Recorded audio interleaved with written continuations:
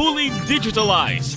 Numero 1 sa balita, komentaryo, drama at serbisyo publiko. Bombo Radio Philippines. Bombo Radio Philippines. Ang inyong number 1 at most trusted radio network in the country. Basta Radio Bombo! Oras sa Bombo Radio Iloilo, Philippine Standard Time, 53 minutos na nakaligad sa takna ng alas 11. Welcome sa pagpangalagad sa Bombo Hanay sa Ududri sa UFM Bombo Radio Iloilo, ang flagship stations on the number 1 most trusted radio network kinakandrang Bombo Radio Philippines. Adlaw kita karon sa Miyerkules, Nobyembre 29 tuwing 2023. Kagkaroon sa aton sining Christmas countdown. It's a time for sharing, giving gifts for everyone. 26 días na lang kagapaskwa na. Sa gihapon inimulaga rin mo ang kurman, Bombo Chama Blanco Hover.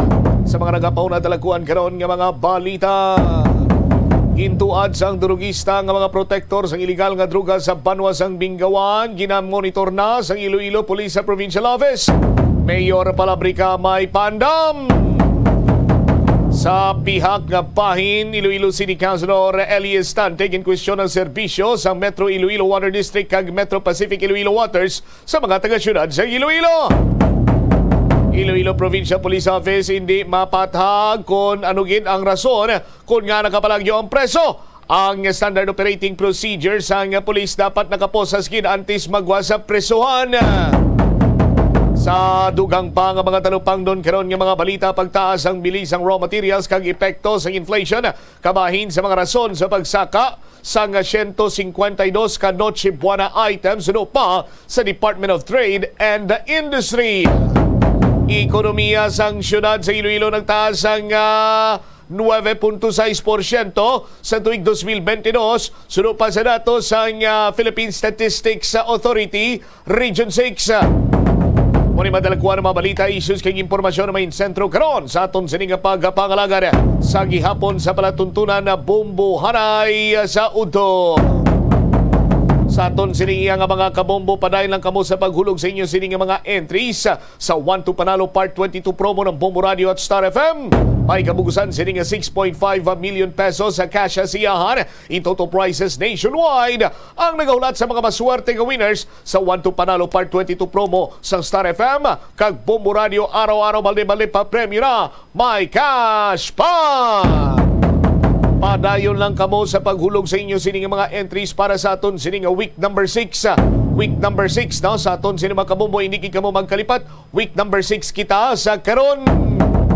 Ang mga proof of purchase ara nga mabakal kag sa tagsa ka matag adlaw ginagamit naton ini mabakal sa mga grocery, supermarket kag bisan sa sari-sari store available ini. Gani hindi mabudlay ang pagtipon sang mga masunod sining produkto bilang proof of purchase. Sunsilk shampoo, isa ka empty sachet, isang naman nga Sunsilk pink or green variant shampoo. Remember, tandaan gid ninyo ang pwede lang magamit bilang proof of purchase, Sunsilk pink or Sunsilk green variant shampoo.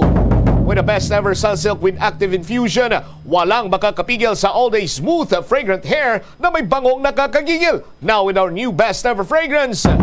Kung shampoo lang, kulang ina, dapat mag-conditioner man. Ano nga conditioner ang pinaka-the best? Shampoo lang, kulang sa vitamins? Mag-Cream Silk araw-araw for hair that is boosted for more. Cream Silk Conditioner, isa ka empty sachet in any variant. Winner Dishwashing, 1 empty Santa pouch or sticker. Labels ang Winner Dishwashing Cream or liquid of any size and variants. Basta sa bilis tanggal sebo, i-Winner Dishwashing mo. Orocan, isa ka product sticker o na kupon nga nagaangkon sang tanan sining Bombo promo title. Sara nga magamit bilang proof of purchase kung Orocan ang imo nga gamiton. Sa Orocan, maayos ang buhay mo. Our Florete Pawn Shop and Jewelry, your diamond and pearl house. Isa ka kupon sa tagsa ka isa ka gatos nga pagbakal nimo sang alahas, pagprenda sang item mo kung pagbakal sang relo.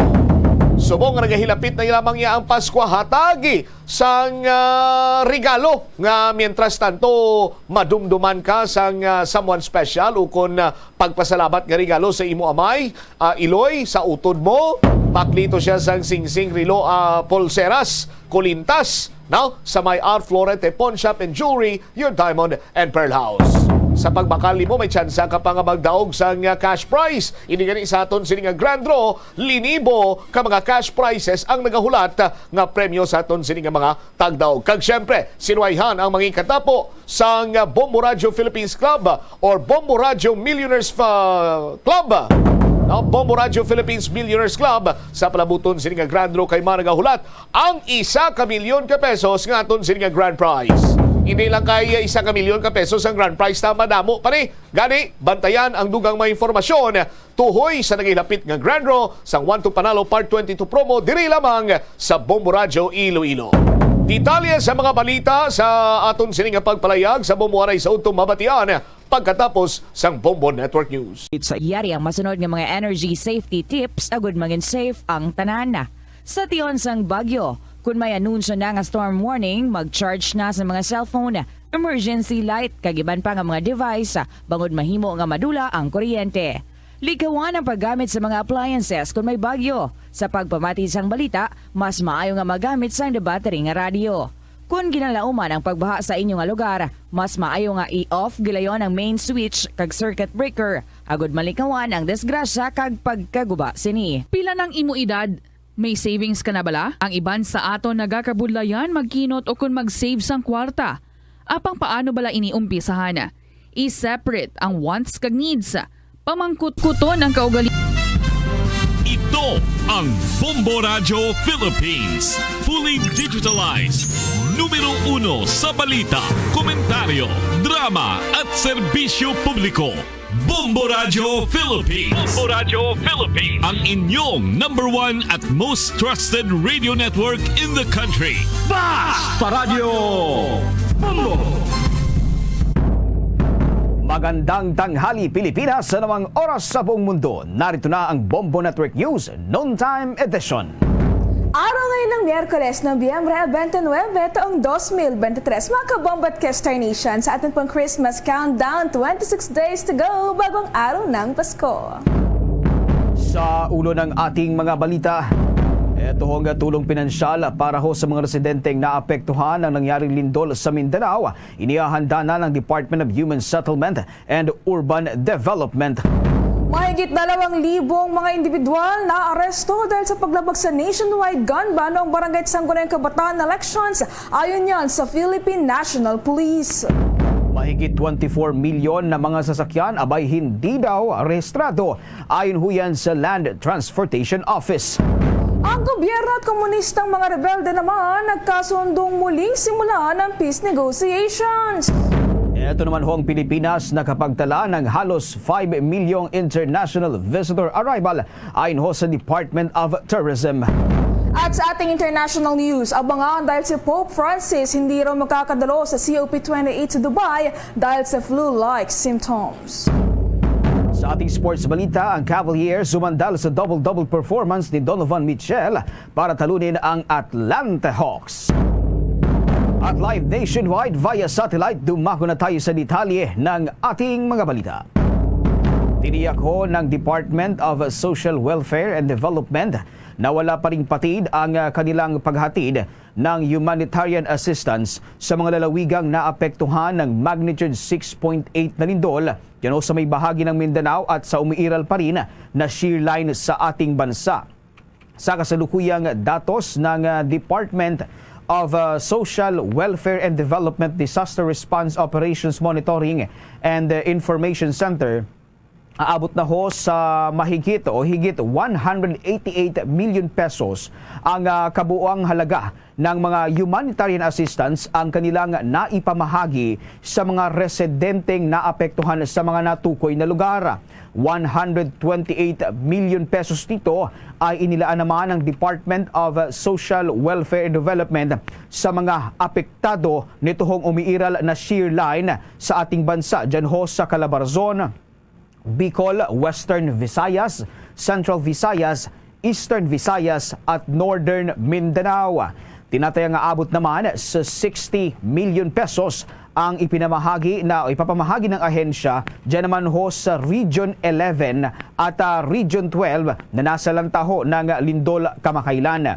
Pagtitiyak pa rin ng Department of Social Welfare Development na nananatiling sufficient ang kanilang pondo upang matugunan nga itong mga pangailangan ng mga apektadong mamamayan.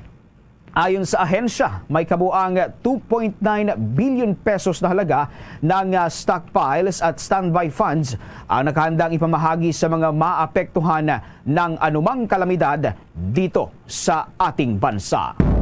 Samantala, pinag-utos na ni Department of Human Settlements and Urban Development Secretary Jose Rizalino Acuzar sa lahat ng mga regional offices na paspasan na ang pamamahagi ng pinansyal na tulong sa mga pamilyang naaapektuhan ng magnitude 6.8 na lindol na kamakailan lang ay tumama sa malaking bahagi ng lalawigan ng Mindanao. Ito ay bilang pagtalima sa direktiba ni Pangulong Ferdinand Bongbong Marcos Jr. nang magbigay ng kinakailangang tulong sa mga biktima ng lindol sa naturang lugar.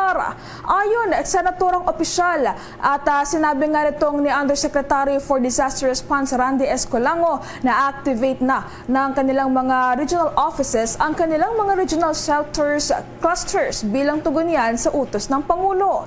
Bukod dito ay nakapagbigay na rin aniya ang kanilang ahensya ng mga shelter grade tarpaulins sa mga apektadong residente ng naturang lindola. Inatasan na rin aniya ni Secretary Acuzar ang lahat ng mga concerned regional directors na kaagad na makipag-ugnayan sa mga apektadong local government units upang mapabilis ang pagpapalabas ng tulong pinansyal sa mga pamilyang nawalan ng tirahan at nasiraan din ng mga kabahayan dahil pa rin sa naturang lindol.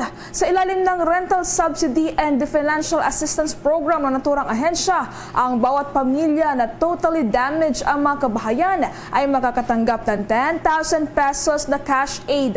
Ang families with totally damaged homes naman ay may matatanggap na 10,000 pesos na mga cash aid at kaugnay nga niya ng pinakahuling datos nga sa ahensya ay tinatayang aabot sa 673 na mga kabahayan ang naiulat na totally damaged mula sa Regions 11 at Region 12. Una na rin sinabi ni Secretary Acuzar na bukod sa financial aid ay prioridad din ng kanilang ahensya ang mapabilang sa pambansang pabahay para sa mga Pilipino program ng gobyerno na ang mga pamilya na malapit sa mga naninirahan sa mga danger zone. Sa pagpapatuloy pa rin ho ng ating mga balita sa oras na ito, nakatakdang magtapos nga ngayong araw na ito ang ipinatutupad na nationwide gun ban kaugnay ho ng nakalipas na barangay at sangguniang kabataan eleksyon sa ating bansa. Batay sa datos ng pambansang pulisya, pumalo sa 2,631 na mga individual ito hong mga naaresto dahil ho sa paglabag sa naturang gun ban. Ang datos na ito ay mula August 28 hanggang Nobyembre 28 ng kasalukuyang taon. Ayon ho sa Philippine National Police, umabot naman sa kabuang 2,004 ang nakumpiskan nilang mga armas sa naturang period. Kaugnay nito ay tinatayang abot naman sa 2,725 na mga baril ang matagumpay na naideposito para sa kaulang pag-iingat habang 2,208 naman ng baril ang kusang isinuko sa pulisya. Samantala, nakapagtala rin ang Philippine National Police ng karagdagang 330 na insidente bago magsimula at pagkatapos nga nitong halalan. 104 mula sa nasabing bilang ay mga may kaugnayan sa eleksyon habang 219 dito ay non-election related incident at 7 dito ay pinaghihinalaang may kinalaman sa naturang halalan. Pinuri naman ni Speaker Ferdinand Martin Romualdez ngayong Miyerkules ang Administrasyong Marcos na sumikap nito na masiguro ang ligtas na pagpapalaya kay Noraline Bobadilla mula sa pagkakabihag dito nga sa Middle East sa kasalukuyan po yung nagpapatuloy na sigalot sa pagitan ng Israeli Defense Forces at ng militanteng grupong Hamas. Pinasalamatan din niya ang pamahalaan ng Israeli, Egypt at Qatar para sa kanilang malaking papel papel para maisakatuparan ang pagpapalaya kay Bobadilla. Si Bobadilla at ang caregiver na si Galenor Jimmy Pacheco ay dinukot ng grupong Hamas noong Oktubre 7. Si Pacheco ay pinalaya noong nakaraang linggo lamang habang si Bobadilla naman ay kasalukuyang nasa kustodiya ngayon ng Israel. Kapwa pinalaya ang dalawang Pilipino kasunod ng tigil putukan ng Israeli Defense Forces at militanteng grupong Hamas. Si Pacheco, 49 na taong gulang at tubong Ilocos Norte, ay kasalukuyang nananatili ngayon sa isang hotel at inaasahang makakabalik sa Maynila bago magpasko, ayon yan sa Embahada ng Pilipinas doon sa Tel Aviv. Si Pacheco ay kabilang din sa mga unang grupo na dinukot ng Hamas at pinalaya bilang bahagi yan ng Prisoner Exchange at Truce Agreement ng Israeli Defense Forces at Palestinian militant group na Hamas. Samantala, isusulong sa Convention on Climate Change na gagawin sa Dubai ang commitment ng global community patungkol ho dito sa climate financing. Nakatakdangang umalis sa bukas si Pangulong Ferdinand Marcos Jr. papunta ho dyan sa bansang Dubai para sa 28th Conference of Parties to the United Nations Framework Convention on Climate Change.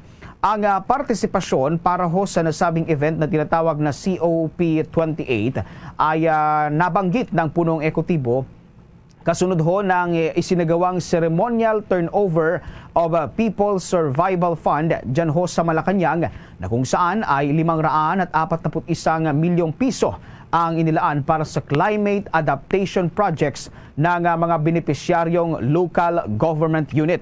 Ayon ho sa kay Pangulong Ferdinand Marcos Jr., gagamitin niyang pagkakataon ito hong Convention on Climate Change para ipanawagan sa pandaigdigang komunidad ang pangakong may kinalaman sa paglalaan ng kaukulang pondo para ho sa climate change. Inihayag pa ni Pangulong Marcos na bagamat may kailangang gawin sa sariling bansa hinggil sa nagaganap na pagbabago nga nitong klima, binigyan diin ng punong ekotibo na dapat din namang makilahok tayo sa pandaigdigang hangarin na matulungan ang mga pinalulugmok na pamayanan na apektado ho ng climate change. Sa dagdag pang mga pagbabalita, pinaplano ngayon ng Korte Suprema na bumuo ng manual para sa treatment ng mga women cases na mayroong conflict sa batas.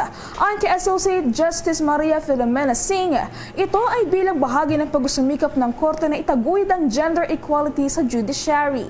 Ito ang kanyang inihayag sa ginanap na annual flagship conferences Law, Justice and Development Week sa World Bank Headquarters sa Washington, D.C. na nag-aanyaya sa mga law experts sa buong mundo na talakay ng pinakamahusay ang mga pamamaraan sa pagsasagawa ng pagkapatupad ng batas para sa pakikipagtulungan at karagdagang mga pag-unlad. Dito ay ipinunto ni Singh na ang mga inisyatiba ng hudikatura ng Pilipinas tungo sa pagkakaiba-iba at gender inclusivity tulad ng adoption ng gender fair language at courtroom etiquette, gender sensitivity workshops at gayon din ang pag-aaral ng Komisyon sa Gender Representation ng hudikatura. Samantala, bukod dito ay ipinakita rin ng Supreme Court Magistrate ang unang Green Justice Zone sa Puerto Princesa City doon sa Palawan na inilunsad po yan noong Nobyembre 10 ng taong kasalikuyan, kung saan ilan din sa mga iminungkayang proyekto ng Justice Sector Coordinating Council sa ilalim ng Puerto Princesa Green Justice Zone ay kinabibilangan ng manual para sa pagkapatupad ng mga environmental laws at monitoring of environmental offenses. Samantala sa iba pang mga balita, mas paiigtingin pa ngayon ng Land Transportation Office ito hong pagpapatupad ng mas mahigpit na no registration, no travel policy sa buong bansa. Ito ho ay matapos na makapagtala ang naturang ahensya ng mahigit 24 milyon na mga hindi rehistradong sasakyan sa Pilipinas. At batay ho sa pinakahuling datos na inilabas ng Land Transportation Office, sa ngayon ay pumalo na sa 24.7 milyon na mga sasakyan ang naitalaho ng kanilang ahensya na mga kolorum o hindi rehistrado sa kanilang tanggapan. Pag-amin ni Land Transportation Office Chief Assistant Secretary Vigor Mendoza II na sa ngayon ay mayroong kaunting problemang kinakaharap ang kanilang kagawaran pagdating naman ho sa pag-catch up nitong mga plakang hindi nakarehistro ng tama. Isa rin kasi aniya sa mga suliraning kinakaharap ngayon ng kanilang ahensya. Ito nga malaking bilang ng mga backlog sa hinahabol nito para ho sa pag-i-issue ng plate number dito naman ho sa mga motorsiklo. Dahil ho dito ay magdadagdag sila ngayon ng mas maraming checkpoint na sisita sa mga mahuhuling nagmamaneho ng mga unregistered vehicles. Samantala, kaugnay nito ay nagbabala naman ang opisyal hinggil sa mga parusang maaaring kaharapin ng mga pasaway na motorista na nagmamaneho ng hindi rehistradong sasakyan. Ayon ho sa ahensya, ang first offense ay magsisilbing warning, habang ang second offense naman ay maaari nang ma-impound ang sasakyan na may multang 10,000 pesos. Samantala, ko pa tayo ng mga dagdag na update mula sa ating mga kasamahan dahil ang mga motorista raw na illegal na dumadaan sa EDSA busway nabawasan na dahil sa mas mataas na multa. Yan ang tinutukan ni Bombo Tropio Anwada Jr. Naging epektibo ang pagpataw ng mas mataas na multa sa mga motoristang iligal na dumaraan sa EDSA Bus Carousel Lane ayon sa Metro Manila Development Authority. Ito'y matapos maglabas ng malinaw na panuntunan ang Department of Transportation kung ano ang mga sasakyan ang dapat na dumaan sa bus lane. Bumaba na rin kasi ang bilang ng kanilang nahuhuli matapos ang ilang operasyon dahil dito masasabi na epektibo ang pagpapatupad ng mas mataas na multa sa EDSA Bus Carousel Lane. Ayon kay David Angelo Vargas, MMDA Assistant General Manager for Operations, na naging epektibo ang pagpataw ng mas mataas na multa dahilan ng pagbawas ng lumalabag nito. Bumababa yung apprehension natin. So, ibig sabihin yung mga tao, alam nila yung gravity, yung offense na ginagawa nila. Most especially ngayong nararamdaman nila na yung mga offenses nila mas mabigat na sa bulsa. So, effective yung ginawa ko ng ahensya natin sa pamumuno ng ating Chairman Artes, nabigatan at ng Metro Manila Council, nabigatan ang fines sa mga motoristang hindi sumusunod sa batas trapiko. Samantala, tuloy-tuloy ang ginagawang operasyon ng bagong strike force ng MMDA laban sa mga pasaway na motoristang dumaraan sa EDSA busway. Para sa Bombo Network News, Bombo Tropio Anwada nag-ulat para sa #1 and most trusted radio network in the country, Bombo Radio Philippines. Basta Radio, Bombo! 14 na minuto makalipas ang 12:00 ng tanghali. Sa pagpapatuloy pa rin ho ng ating mga balita, inihayag ni House Deputy Minority Leader at ACT Teachers Party List Representative Franz Castro na walang pressure o pagbabastos mula ho kay House Speaker Martin Romualdez sa mga kongresista para talakayin ho itong resolusyon na naghihikayat sa pamahalaan na makipagtulungan sa International Criminal Court. Sinabi din ng naturang mambabatas na marahil ay nakita ng House Speaker na panahon na para pagbigyan itong ang hustisya dito ho sa mga umano'y biktima na nalabag ang kanilang karapatang pantao noong war on drugs ng dating administrasyong Duterte. Ikinatuwa din ng mambabatas ang pag-iba ng ihip ng hangin na maaaring pag-aralan nga itong muling pagpasok ng International Criminal Court sa bansa upang mag-imbestiga at pagbabalik naman ng Pilipinas sa Rome Statute. May tsansa din aniya na maipasa ng mayorya itong resolusyon na kanyang inihain o itong House Resolution number 1393. Matatandaan na una nang sinabi ni Pangulong Ferdinand Marcos Jr. na pag-aaralan pa rin ng pamahalaan itong posibilidad na pagbabalik nga ng Pilipinas bilang miyembro ng ICC. Una nang kumalas ang Pilipinas sa International Criminal Court taong 2019. Ito ho ay 3 taon bago ipagpatuloy itong ang investigasyon ng naturang International Court sa war on drugs ng nagdaang administrasyon sa ilalim ni dating Pangulong Rodrigo Roa Duterte. Inirekomenda naman ng isang Asian financial institution na palawigin pa ang deadline ng submission ng mga bid para sa 170 billion pesos na sa Ninoy Aquino International Airport Modernization Project. Ang nasabing institusyon ay nagsisilbing transaction advisor ng pamunuan ng naturang paliparan. Batay sa naging rekomendasyon nito, maaaring palawigin muna ng pamahalaan ang deadline ng submission ng mga bids ng isang panibagong buwan.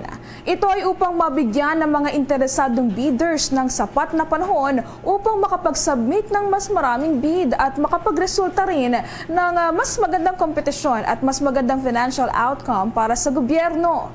Ayon sa naturang institusyon, mayroong 4 na prospective bidders ang nagpahayag ng kagustuhan na makapag-extend ng panahon ng submission ng naturang bidding.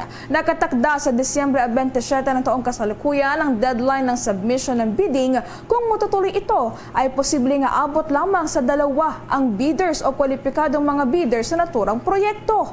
Gayunpaman, sinabi ni Department of Transportation na mayroong lang 8 kumpanya ang bumili ng mga bid documents para sa naturang proyekto. Bagaman hindi pa naghahain ng kanilang mga proposal ang mga karamihan sa mga ito, posibleng unti-unti umunong ihain nila ang mga dokumento habang papalapit na ang deadline. Samantala, muling napagkasunduan ho ng gobyerno ng Pilipinas at nitohong mga rebeldeng komunistang grupo sa bansa na muling simulan nga itohong tinatawag na peace negotiation sa pagitan ng dalawang panig. Ito ay makalipas ang 6 na taong hikahos na mapabilang nga sa panig. Layunin nito na mawakasan na ang ilang dekadang armed conflict ng tropa ng mga militar at nito hong mga miyembro ng mga rebelding grupo dito ho sa ating bansa. Kung maalala, una nang sinang-ayunan ng mga high-ranking delegation mula ho sa parehong panig, ito hong isang common vision for peace na naglalayong matugunan ang pangunahing hadlang sa peace negotiation ng mga ito. Samantala, kaugnay nito ay sinabi naman ng Norway Foreign Ministry na sa oras ho na magtagumpay ang negosasyon na ito ay mawawakasan na rin ang armadong pakikipaglaban netong mga rebelde sa pamahalaan na magisimula naman nila sa isang political movement.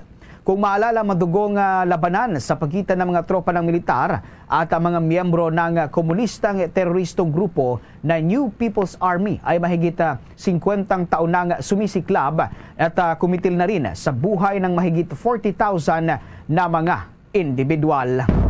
Samantala sa kabila naman ng isinasapinal na pagbabalik sa usapang pangkapayapaan, mananatili pa rin ang military at police operations ng pamahalaan laban sa rebeldeng New People's Army. Ito ang ibinunyag ni Peace Advisor Carlito Galvez Jr. at aniya, ang mga inisyal na hakbang para sa peace negotiations ay hindi nangangahulugang magkakaroon ng kaagarang peace talks. Maalalang una na rin sinabi ni Defense Secretary Gilberto Teodoro Jr. na ang pagkakaroon ng holiday ceasefire sa pagitan ng tropa ng pamahalaan, ang mga rebelding grupo ay dedepende yan sa mga Local Peace and Order Council ng bawat local government unit. Bago nito ay nagpakita na rin ng suporta sina Armed Forces of the Philippines Chief of Staff General Romeo Bronner Jr. at Philippine National Police Chief Police General Benjamin Acorda Jr. sa pagpapatuloy ng peace negotiations ng pamahalaan laban sa mga rebelde. Sa pagpapatuloy pa rin ng ating mga balita, inatasan ni Department of Interior and Local Government Secretary Benjamin Abalos Jr. Itoong lahat ng mga local chief executive sa ating bansa na bumuo at pakilusin ang kani-kanilang mga local price coordinating council.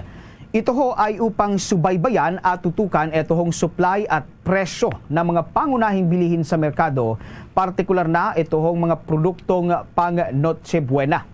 Sa isang pahayag ay binigyan diin ng naturang kalihim na ang Local Price Coordinating Council ay may mandatong protektahan itong mga mamimili mula sa mga mapagsamantalang individual at negosyante, lalo na ngayon at nalalapit na nga itong panahon ng Kapaskuhan, katuwang ang Department of Trade and Industry, Department of Agriculture at iba pang ahensya ng ating pamahalaan. Samantala, kaugnay nito ay nagbabala rin ang kalihim sa mga nagbabalak na lumabagho dito sa mga alituntunin ng pamahalaan, tulad na lamang ng hindi pagsunod sa itinakdang suggested retail price ng produkto ng Department of Trade and Industry.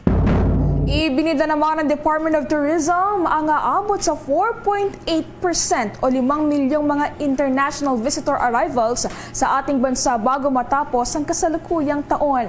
Ginawa ni Tourism Secretary Maria Cristina Prasco ang pahayag kasunod ng naging pagdalo nito sa First Philippine Gulf Tourism Summit. Ayon sa kalihim, maabot sa 4.3 milyon o higit 91% mula sa naturang bilang ay ang mga foreign tourists. Ang nalalabi namang 391,000 o katambasyan ng mahigit 8% ay ang mga overseas Filipinos na umuwi dito sa ating bansa. Batay sa datos, nangunguna pa rin ang South Korea sa listahan ng mga international tourists na bumibisita dito sa Pilipinas na aabot sa higit 1 milyon. Sinusundan naman ito ng United States, ng Japan, ng China at gayon din ng bansang Australia. Kaugnay nito ay binigyang diin din ng kalihim na patuloy na sumusunod ang kanilang ahensya sa direktiba ni Pangulong Ferdinand Bongbong Marcos Jr. at ipinaliwanag pa nito na ang turismo ay mahalagang salik ng bansa upang makamit ito ang mas mataas sa takbo ng ating ekonomiya. Samantala, inilabas na ho ang resulta ng findings sa isinagawang necropsy sa nag-iisang elepante sa Manila Zoo na si Vishwa Mali o kilala ho sa tawag na Mali na pumanaw nga sa edad na 43 anyos nitong araw ng Martes.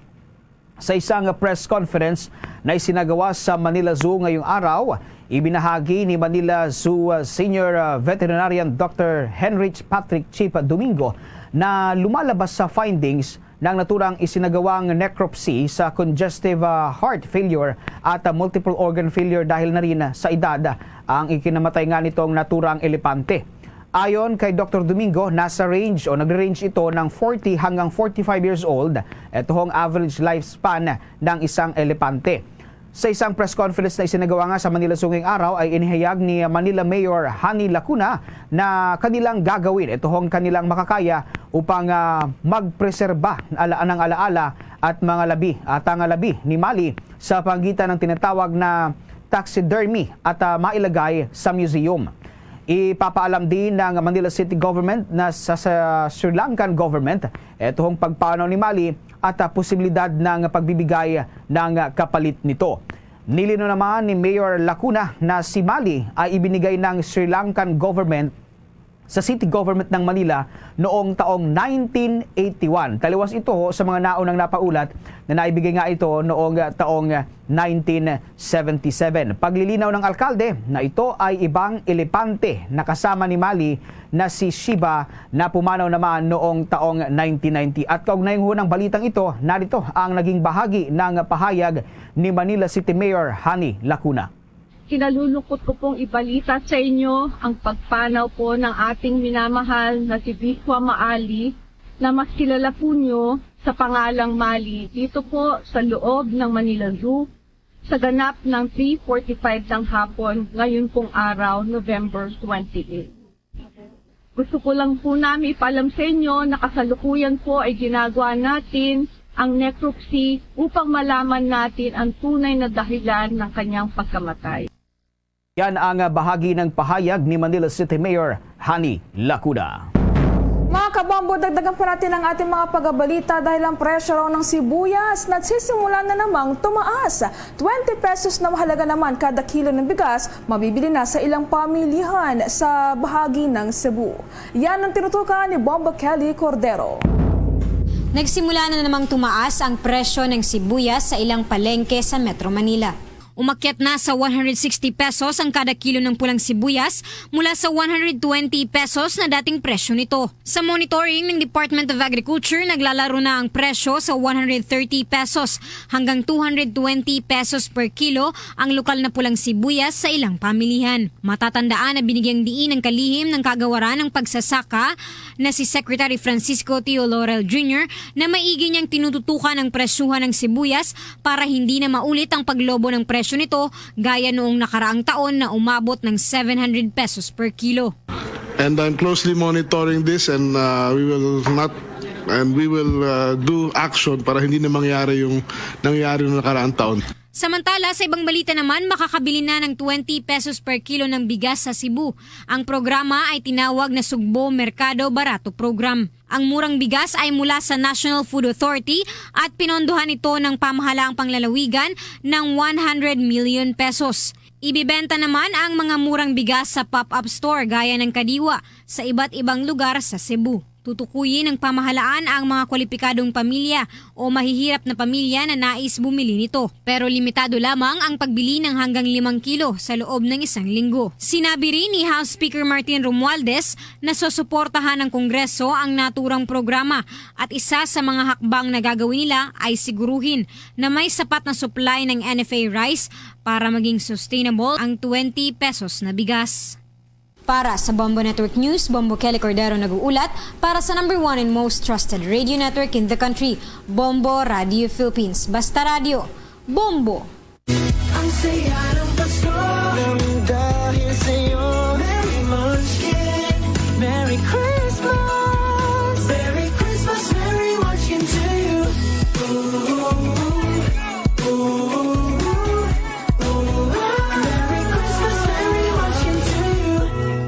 Happy Holidays from Dunkin, pasalubong ng bayan.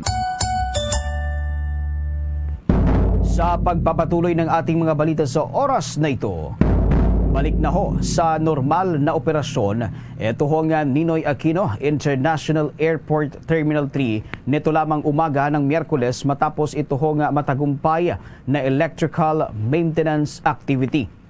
May ilang mga pasahero naman ho itong naapektuhan sa kasagsagan ng scheduled electrical maintenance dahil sa 3 oras na power interruption na nagsimula ho yan alas 12:01 ng madaling araw na nagtagal hanggang alas 3 ng kaninang madaling araw. Bagamat nakaranas nga itong ilang lugar, nito ho nga tinatawag na mga power interruption, lahat naman ng critical system ay fully operational na. Una na nag-abiso ang Manila International Airport Authority na kaugnay ho sa maintenance activity sa bahagi ng Ninoy Aquino International Airport ay bilang parte ng kanilang nagpapatuloy na commitment ho para mapabuti pa at ma-upgrade nga itong electrical system ng naturang paliparan. Nagpaabot naman ng paumanhin si Manila International Airport Authority Officer in Charge Brian Co para ho sa abalang idinulot ng nasabing maintenance activities. Samantala, magpapatuloy pa ang segmented power-related maintenance work hanggang Disyembre 13 ng kasalukuyang taon. Nakapaghatid naman ng kabuang 128,053,590 pesos ang Department of Social Welfare and Development sa mga naapektuhan ng mga pagbaha at malalakas na pag-ulan sa ilang rehiyon dito sa ating bansa. Batay sa report ng Department of Social Welfare and Development, umabot na sa 1,252,973 ang mga apektadong individual na binubuo yan ng kabuang 331 ng mga pamilya. Ang mga ito ay mula sa 1,657 na mga barangay mula sa mga rehiyon ng Calabarzon, sa Bicol Region, doon sa Western Visayas, sa Central Visayas at Eastern Visayas at maging sa Northern Mindanao. Naratili naman na nasa loob ng evacuation centers ang kabuang 19,349 na katao. Nagkatumbas po yan ng 4,631 na mga pamilya. Ang mga ito ay nasa 56 na mga evacuation centers ay tinalaga ng pamahalaan sa iba't ibang bahagi ng ating bansa. Maliban sa mga nasa loob at nanatili sa mga evacuation centers, umabot din sa 3,402 na mga individual na nakikitira muna sa kanilang mga kaanak at mga kaibigan. Ito ay katumbas ng nasa 1,008 na mga pamilya. Sa kasalukuyan, patuloy pa rin ang isinasagawang assessment ng mga otoridad sa mga nasirang bahay, ngunit batay naman sa hawakan na datos na mga kinaukulan, mayroong 251 na mga kabahayan ang napabilang sa partially damaged habang 59 naman ang naitalang totally damaged nang dahil pa rin sa naturang insidente. Samantala, ipinamahagi ng National Irrigation Administration sa isang grupo ho, neto ho nga mga magasaka sa probinsya ng Catanduanes ang aabot sa 25 billion pesos na halaga ng mga proyektong pang-agrikultura. Tinukoy ang naturang grupo na Tibulisay Irrigators Association Incorporated.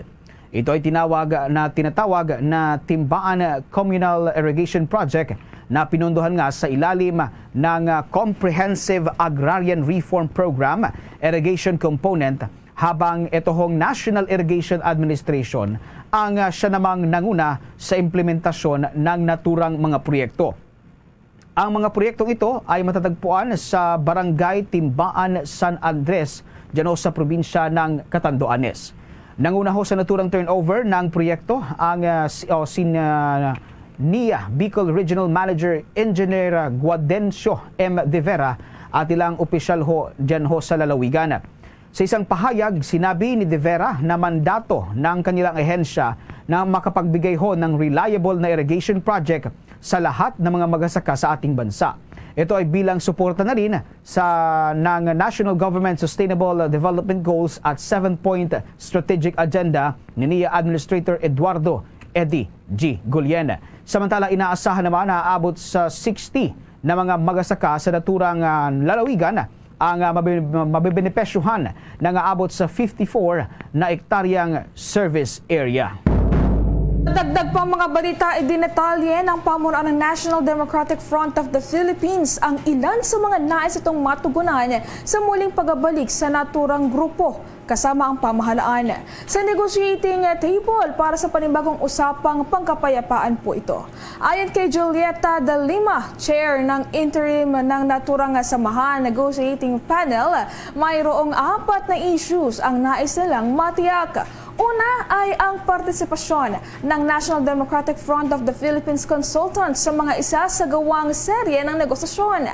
Mahalagaan niya ang partisipasyon ng mga naturang consultants para sa pagbuo ng anumang mapagkakasunduan sa hinaharap. Kinakailangan din anyang matiyak ang seguridad at immunity ng mga consultant na magiging bahagi ng usapang pangkapayapaan. Ayon kay De Lima, kailangan magkaroon ng favorable atmosphere sa gaganaping pag-uusap na nila sa pamahalaan.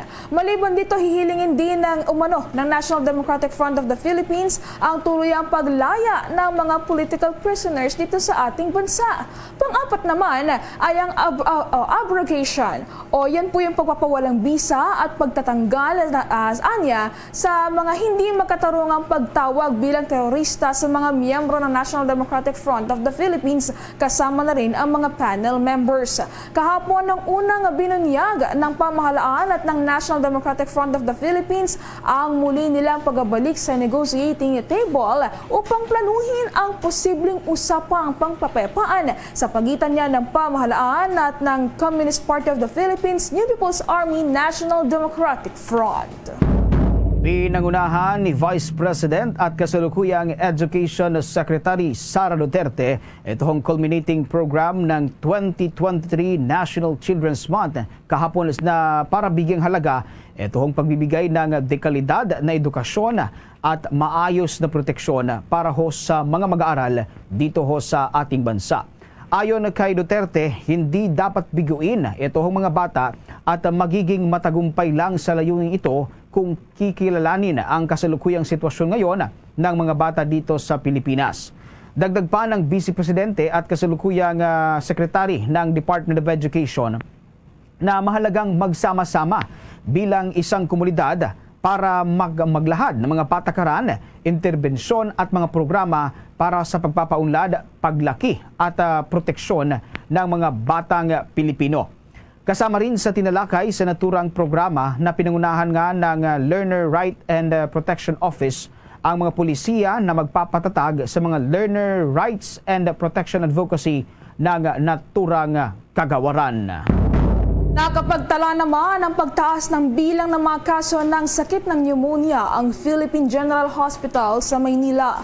Ito ay makalipas ang mahigit 4 na buwan mula nang alisin ng pamahalaan ang public health emergency ng COVID-19 dito sa Pilipinas.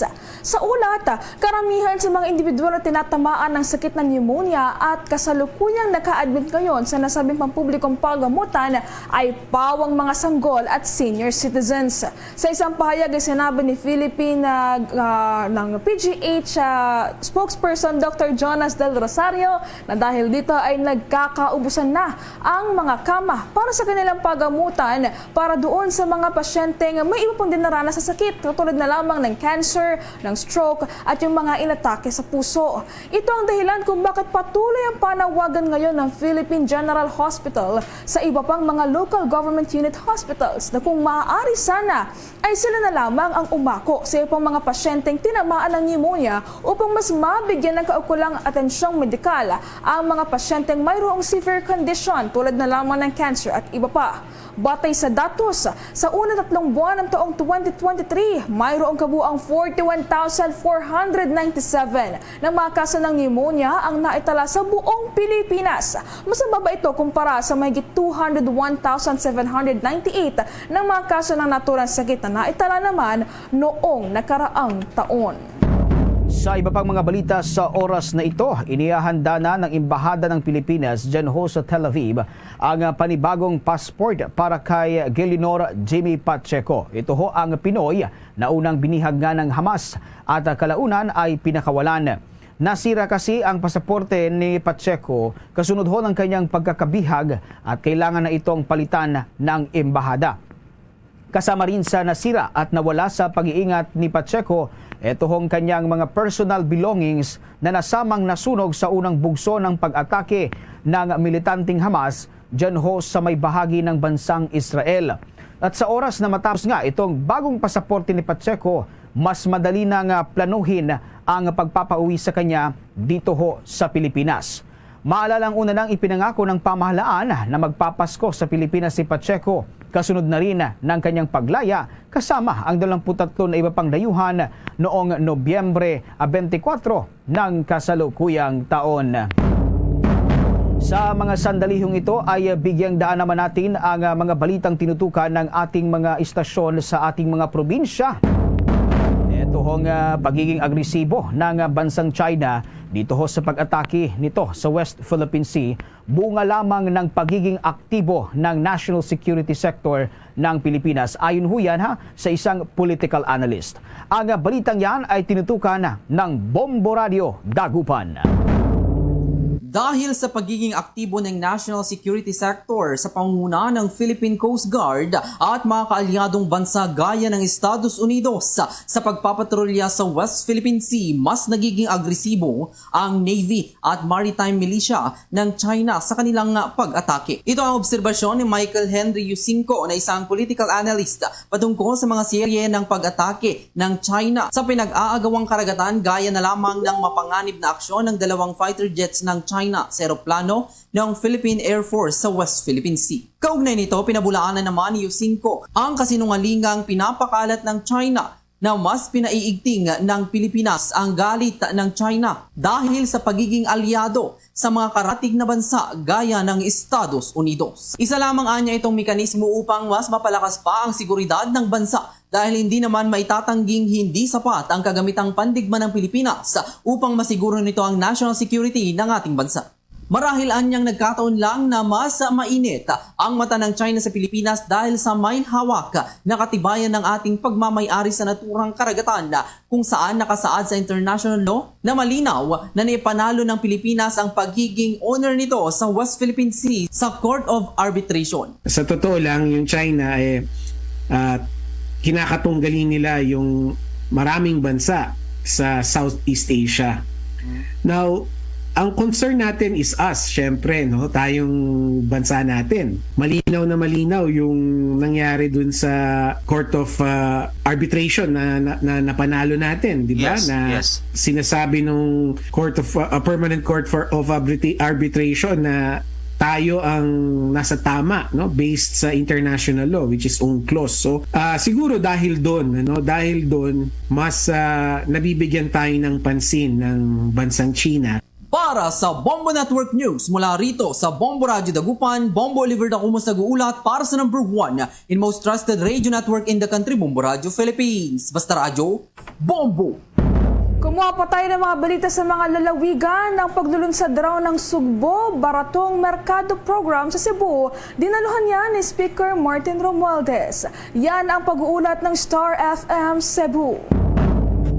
Opisyal lang binuksan kahapon ang Sugbo Baratong Merkado Program ng Cebu Provincial Government na naglayong mabigyan ng pagkakataon ng mga consumers na makabili sa pangunahing bilihin sa mas mababang presyo. Dinaluhan ni House Speaker Martin Romualdez na kumatawan kay Pangulong Ferdinand Marcos Jr. ang nasabing kaganapan maging ng ilang mga opisyal dito at mga regional at provincial directors ng mga national government agencies. Sabay-sabay na isinagawa ang paglulunsad ng programa sa lahat ng 44 na munisipalidad ng Cebu, 6 na component cities, gayon din sa Mandaue City. Sa ilalim ng programa, ang mga indigent beneficiaries na na-certify ng Department of Social Welfare and Development ay maaaring bumili ng NFA rice sa halagang 20 pesos kada kilo na limitado sa 5 kilo kada linggo, alinsunod sa pananaw ni Pangulong Marcos sa abot-kayang bigas. Nag-issue ang Kapitolyo ng QR-coded card sa mga naturang benepisyaryo na bibili sa alinmang Sugbo Baratong Merkado stall sa alinmang lungsod o municipal hall sa ilalim ng lalawigan ng Cebu. Binigyang din pa ng nasabing programa ang pakikipagtulungan sa mga lokal na producer at magsasaka sa pangakong suportahan ang lokal na ekonomiya. Hindi lamang ito nagbibigay ng mga abot-kayang opsyon sa mga mamimili, kundi pinapalakas din ito ang kabuhayan ng mga magsasaka at negosyo sa lalawigan. Sa kanyang naging talumpati, pinuri naman ni Speaker Romualdez ang tagumpay ng Kapitolyo sa pagbebenta ng 20 pesos na kada kilo na bigas sa pamamagitan ng paglulunsad ng Sugbo Baratong Merkado Program. As Cebu has done, as it has done in many times in the past, it has made dreams a reality. And you, Governor, all of you, the congressmen, the board members and the mayors, have made this dream possible.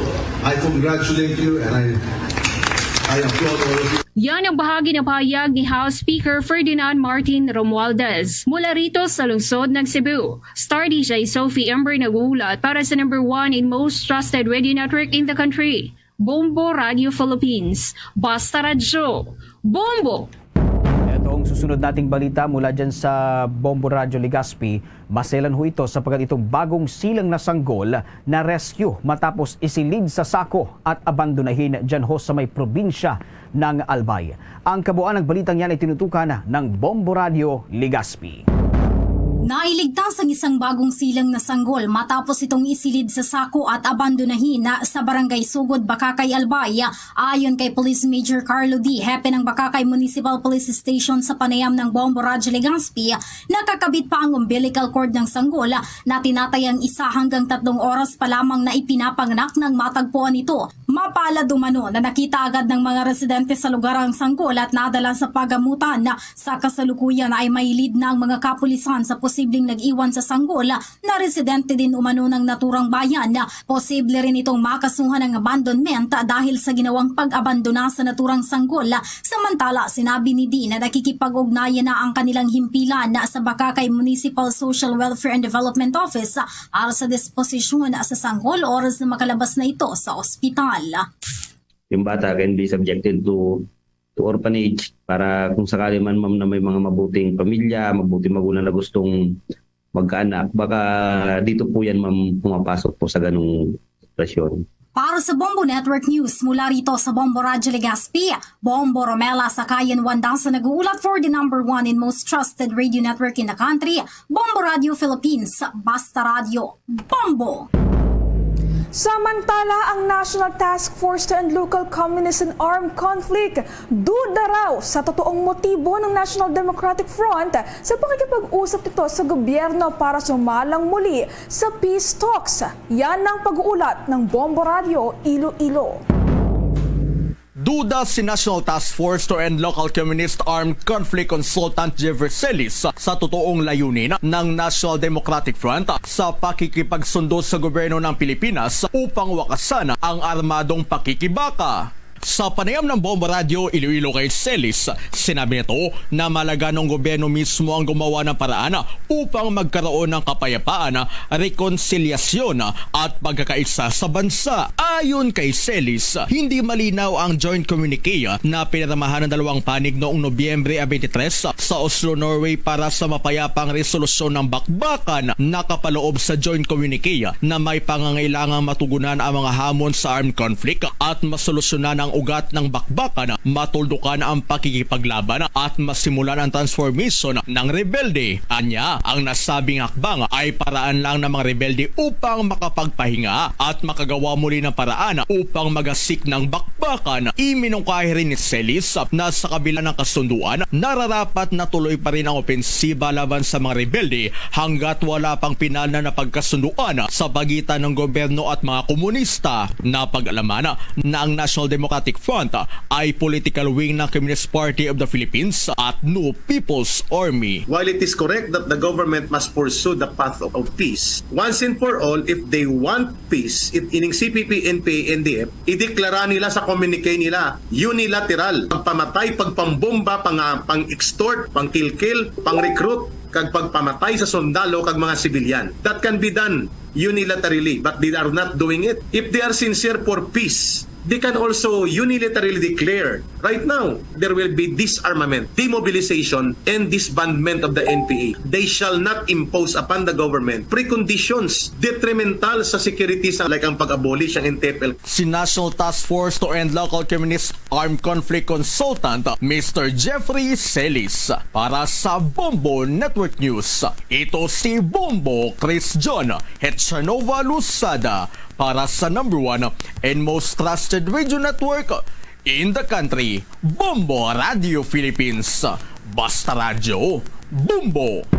Sa pagpapatuloy ho ng ating mga balita sa oras na ito, ipinunto ni Commission on Elections George Erwin Garcia na magkakaroon ho ng mabigat na epekto sa 2025 midterm election. Ito hong pagtapyas sa pondo nito para sa taong 2024. Una kasing humingi ang naturang komisyon ng kabuang 44.77 billion pesos sa ilalumhuyan ng 2024 National Expenditure Program, ngunit tinapyasan ito nitong Department of Budget and Management at umabot na lamang sa 27.34 billion pesos. Ito ho ay mas mababa ng 17.3 billion pesos kumpara sa hinihinging pondo ng kanilang ahensya. Ayon ho kay George Erwin Garcia, dahil sa patapyas sa kanilang budget ay kailangan nilang bawasan ito hong kanilang mga presinto. At punto pa ng opisyal na kailangang dapat ng hanggang 128,000 na presinto sa bansa. Batay ho yan sa tinatayang pagtaas ng bilang ng mga botante para sa 2025 midterm election.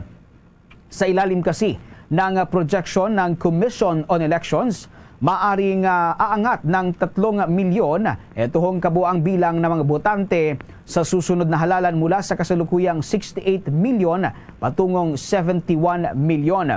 Bilang epekto mula sa 128,000 na target na bilang ng presinto, abay mapipilitan umano ang naturang komisyon na pababain ito sa hanggang 110,000 lamang. Paliwanag ng opisyal na ang pagkakatanggal ng hanggang sa 18,000 na presinto ay tiyak ho na magresulta sa pagsikip ng bawat presinto sa buong bansa sa panahon ng botohan. Una lang sinabi ni Garcia na sa eksklusibong panayam nga ng Bombo Radio Philippines sa pagkatapos nga nitong 2023 barangay at sangguniang kabataan election ay agad nilang sinimulan itong paghanda para sa 2025 midterm election. Samantala sa iba pang mga balita, umapila naman ito hong Department of Environment and Natural Resources sa mga malalaking kumpanya dito ho sa ating bansa na tumugon sa itinakda ng Extended Producer Responsibility Law. Sa ilalim kasi ng naturang batas, ito hong mga malalaking kumpanya na gumagamit ho ng mga plastic packaging ay kailangan bumuo ng komprehensibong management sa kanilang mga basura sa kabuuan ng operasyon ng naturang mga kumpanya. Ayon kay Department of Environment and Natural Resources Undersecretary for Policy Planning and International Affairs Jonas Leones, dahil sa bago pa lamang itong naturang batas ay nakararanas ito ng birth pains o mga issue sa pagpapatupad. Ayon kay Leones, bagaman bago pa lamang nga itong batas, kailangang tumupad at tumugon dito itong mga kumpanya dahil tiyak aniya itong penalties na maaari nilang harapin sa sandaling mabigo sila. Kabilang sa mga penalties na maaaring harapin ng mga kumpanya ay ang danyos na hanggang 5 million pesos para sa unang paglabag, 10 milyon naman hanggang 15 million pesos na sa ikalawa. Habang sa ikatlong paglabag ay kailangan na nilang bayaran itong katumbas ng cost of production ng mga produktong ginagawa ng naturang mga kumpanya. At kabilang ho sa mga kumpanya na kailangang tumugon dito ay ang mga kumpanyang mayroong total asset na 100 million pesos o mas mataas pa. Sa mga sandaling ito ay balikan natin ang mga balita mula sa ating mga probinsya. Ito hong 12 milyon na halaga ng marijuana abay nasamsam ho ng otoridad sa isinagawang anti-illegal drug buy-bust operation sa Quezon, Isabela. 4 na sospek naman arestado. Ang balitang yan tintukan ng Bombo Radio Kawayan.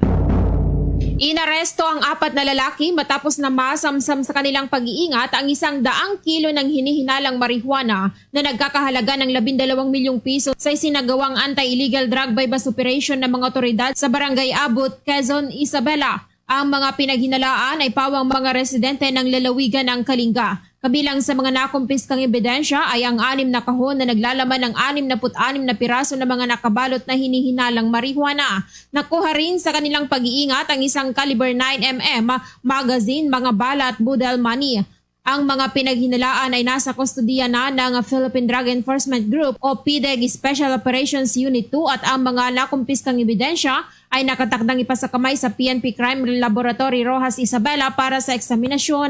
Sa naging panayam ng Bombo Radio Kawayan, sinabi ni Police Major Sharon Malilin, tagapagsalita ng Police Regional Office 2 o PRO2, na patuloy ang pagsisiyasat ng pulisya kung may kinabibilangang malaking sindikato ng iligal na droga ang mga sospek.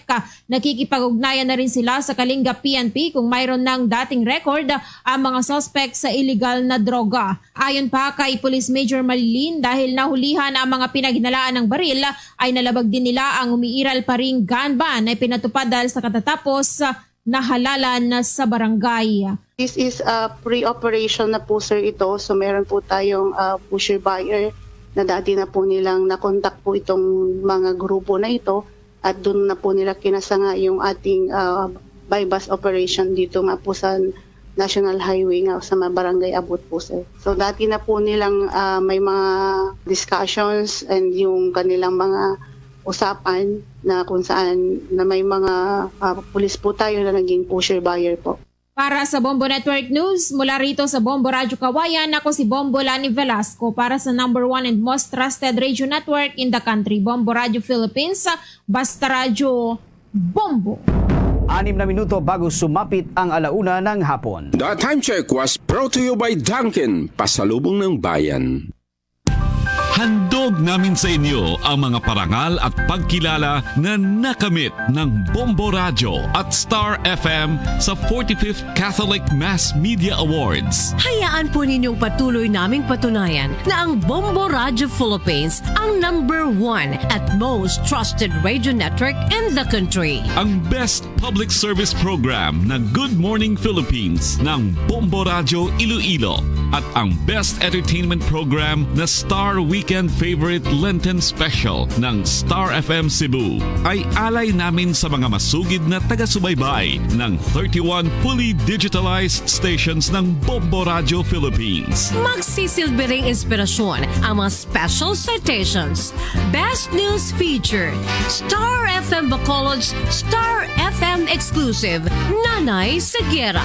Best Entertainment Program, Bombo Radio Dagupan's Bombo Lifestyle. Best Education educational program. Star FM Manila's Pinoy Memories. Best news commentary.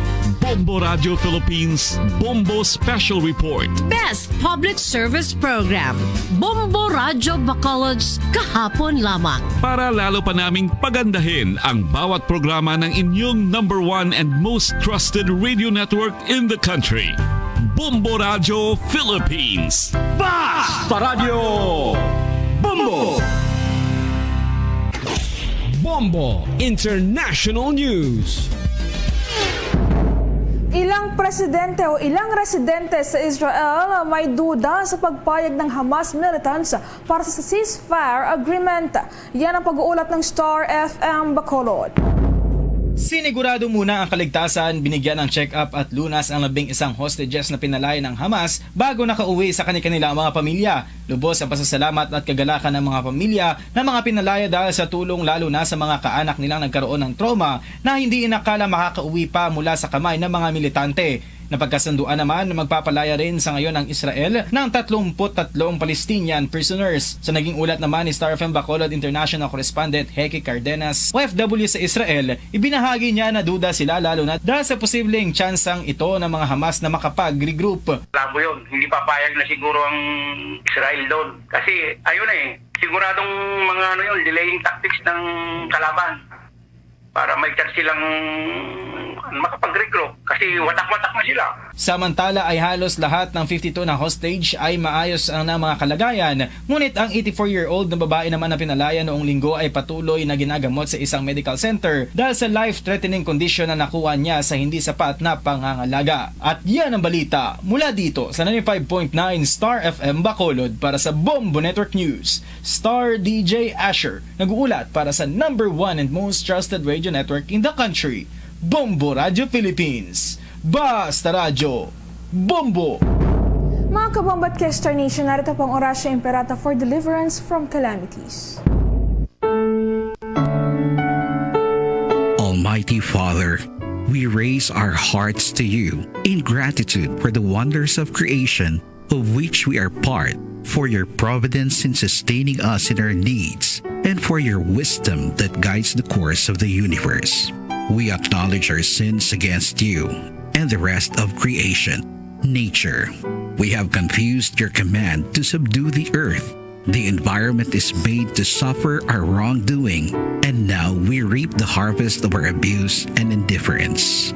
Global warming is upon us.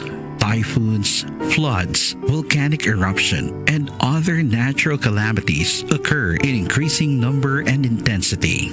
We turn to you, our loving Father, and beg forgiveness for our sins. We ask that we, our loved ones, and our hard-earned possessions be spared from the threat of calamities, natural and man-made. We beseech you to inspire us all to grow into responsible stewards of your creation and generous neighbors to those in need. Amen.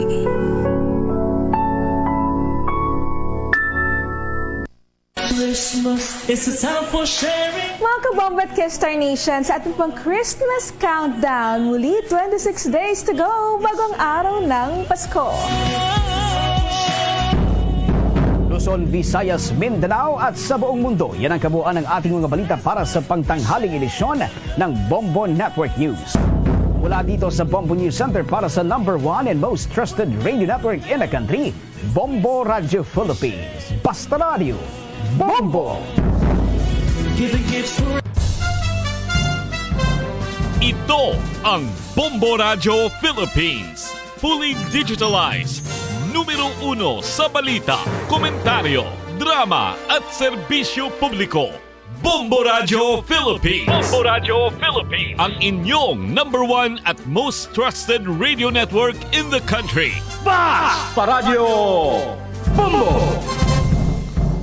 Oras sa Bombo Radio Iloilo, Philippine Standard Time, 59 minutos na nakaligad sa takna sininga las 12. Balik na diri sa pagpalagad sa Bombo Anay sa Udto kagkaroon sa aton sininga Christmas Countdown.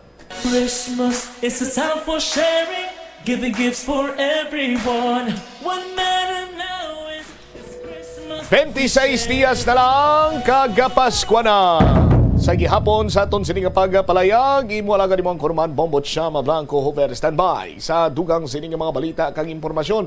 Imbukad na nga pagbalita ining pagtuad sang drugista nga ining mga protektor sang illegal sining droga, mga mga opisyal sang banwasang Bingawan Iloilo. Iginamonitor na ini karon sa IPPO kag si Mayor Palabrica may paandam diri. Check nato ng follow-up report ni Bombo Ronel Prabanzo. Nel, sa report na please come in. Bombo Cham, hugot nga gina-monitor kag validate sa Iloilo Provincial Police Office o kon IPPO ang mga gintuad sa high-value individual nga nadakpan kag nakuhaan sa million nga illegal na drugs sa Bacanil Iloilo. Sa interview sa Bombo Radio kay Police Major Rolando Aranyo, spokesperson sa Iloilo Provincial Police Office, iaging pahayag nga padayon ng ilang monitoring sa nasambit nito. So ito kay Aranyo, subject for validation pa ang mga kangalan ng gintuad sa drugista. Dugang pa niya nga ang ngalan sa drugista nga nadakop sa Bingawan ang ga-verify paliwat kung ara sa watchlist ng IPPO para matulid ang mga koneksyon sang subject. Sa dugang balang detalye aton pamatihan si Police Major Rolando Aranyo, spokesperson sa Iloilo Provincial Office. Ang regarding na sa statement ngayon buyan sa aton nga subject nga sa bypass operation sa Banwasang Bingawan, kinasubject pa na sa validation, no? Ang tanan niya ginapang hambal nga mga persona. Ang sa latest assessment, sir, sa Iloilo Province nga kapulisan, sir, sa dito, sir, sa Bingawan, sir, nga ginaaligarabi, sir, nga sang nadakpan itong ligad ng mga protector niya, sir. Aragin man sila, sir, sa list? Yes, no, ang aton dito nga nga nadakpan dito nga i-verify pa na kung ara na sa listahan nato, no, kay so far wala pa ako subong sa nakaptan nga data. Pero so, i-verify ko anay karon Bombo Ronel sa aton nga in charge dira kung ang nadakpan dito sa ara na sa sa list sang aton sining Philippine Provincial Drug Enforcement Unit naton. Sa bayan naman bala, sir, sang mga ginpang tulid sir nga mga names bala, sir, may mga monitored naman kita sa ito, sir, nga kung tuod gid man ni ang mga allegations niya, sir. Yes, again, all statement again buyan sang aton sining subject dito will be subject for the validation. Kag check and i-monitor na kung matodi na ako hindi. Inyo nabatian si Police Major Rolando Aranyo, spokesperson sa Iloilo Police Provincial Office.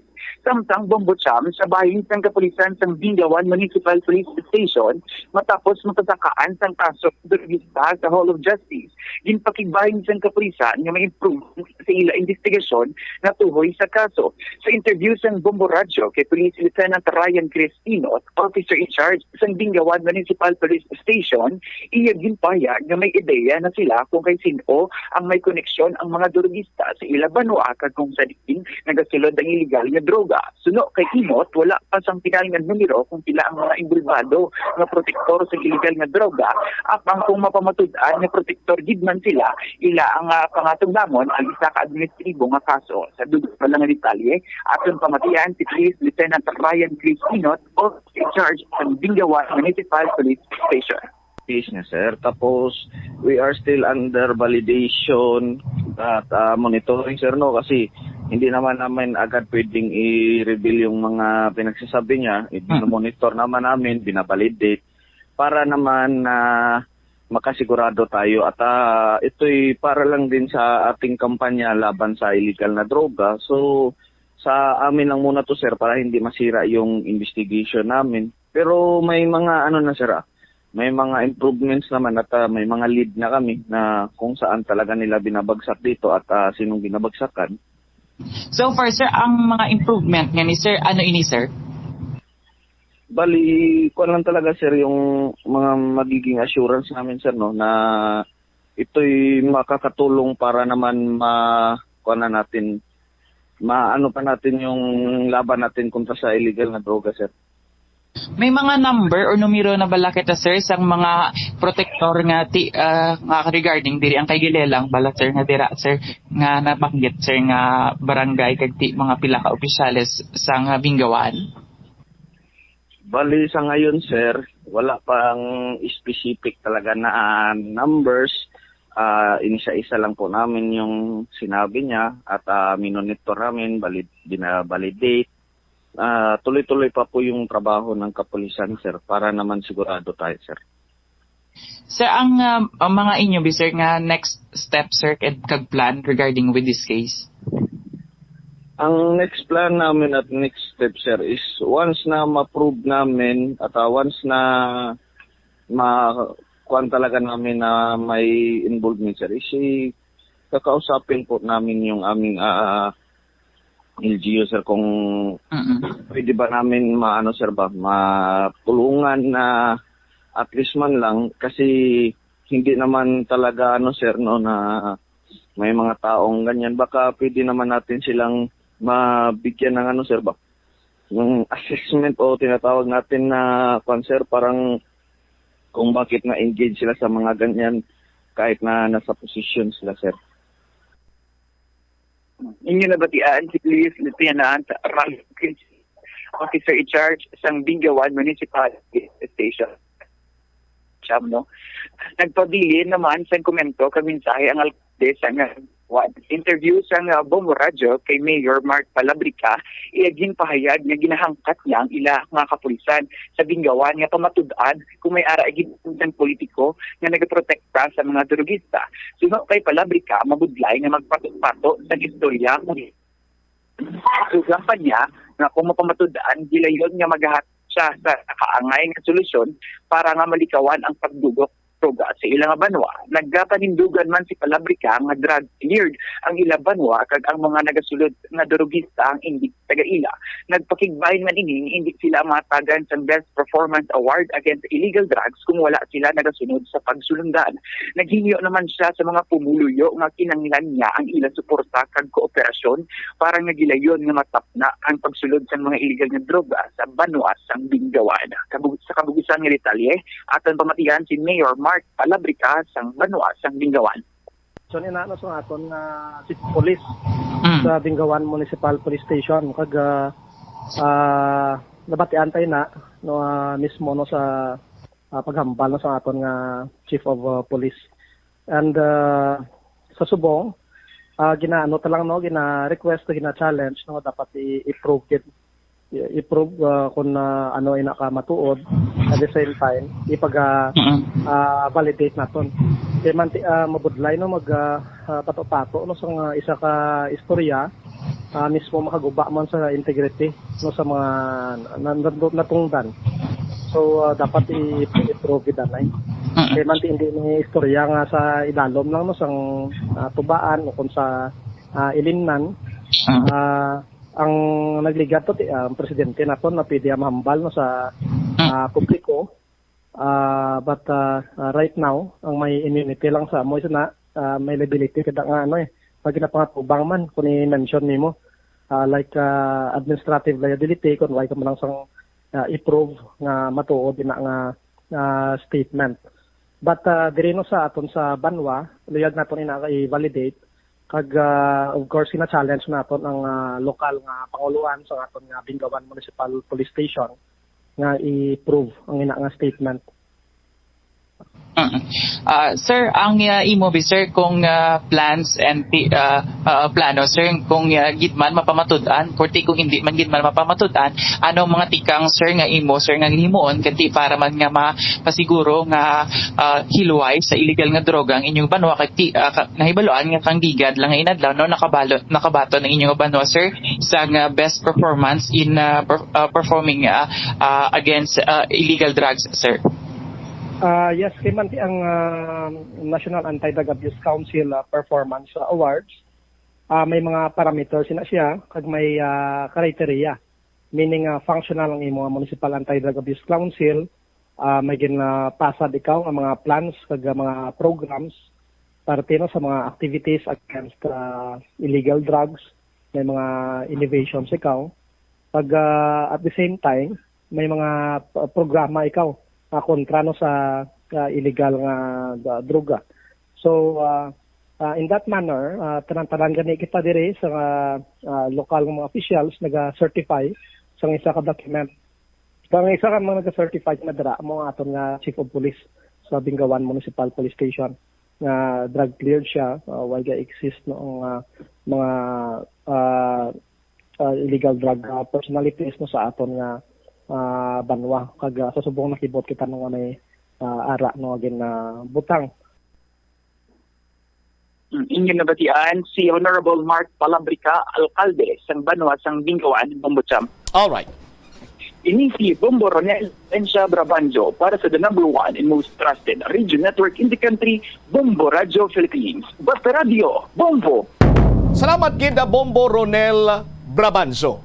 Kung may positive update ang monitoring, investigation, pagpangusisa sang Bingawan PNP natuhoy sa mga opisyal sang Banwa nga nagaserbe protector sang illegal nga droga or mga drugista dira iya sa nasambit sini nga Banwa. Butsilingon nga may naga-exister gid nga protector sang illegal nga droga nga yara sa pwesto. Nagapungko. Kung ang justification naman ni Mayor Mark Palabrica rather, nga nahatagan sila iya sang award from Department of the Interior and Local Government nga drug cleared sila, so on and so forth. Tikon lang taon naton Banwa ining award. Wala man niya ginabasihan nga real time. Butsilingon sina Banwa nga kung nakakomply ikaw sang first and second quarter kag sandig sa pag-validate sang Anti-Drug Abuse Council nga sa first and second quarter, why iya sa may nag-exister dira nga drugista sa inyo sining lugar kag subong lang nahatag ang award, hindi mo na pwede mahimo or magamit as justification sa aton sini mga kabombo.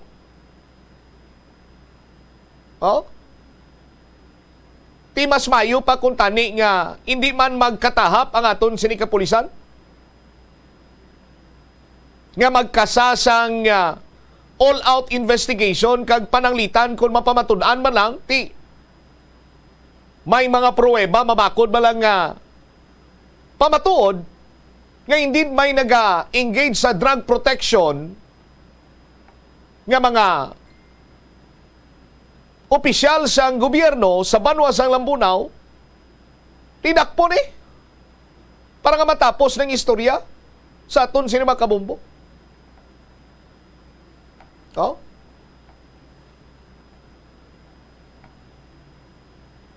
May posibilidad man nga ti nagahimo-imo lang sang istorya ining drugista nga nadakpan.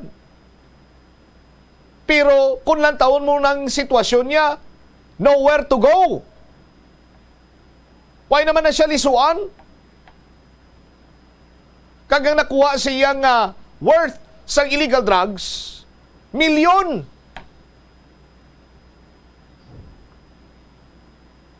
So kung drug cleared ang isa iya ka Banwa, how come nga may milyon worth of illegal drugs nga na-confiscate sa isa ka taga Banwa sang Bingawan? Hindi ba?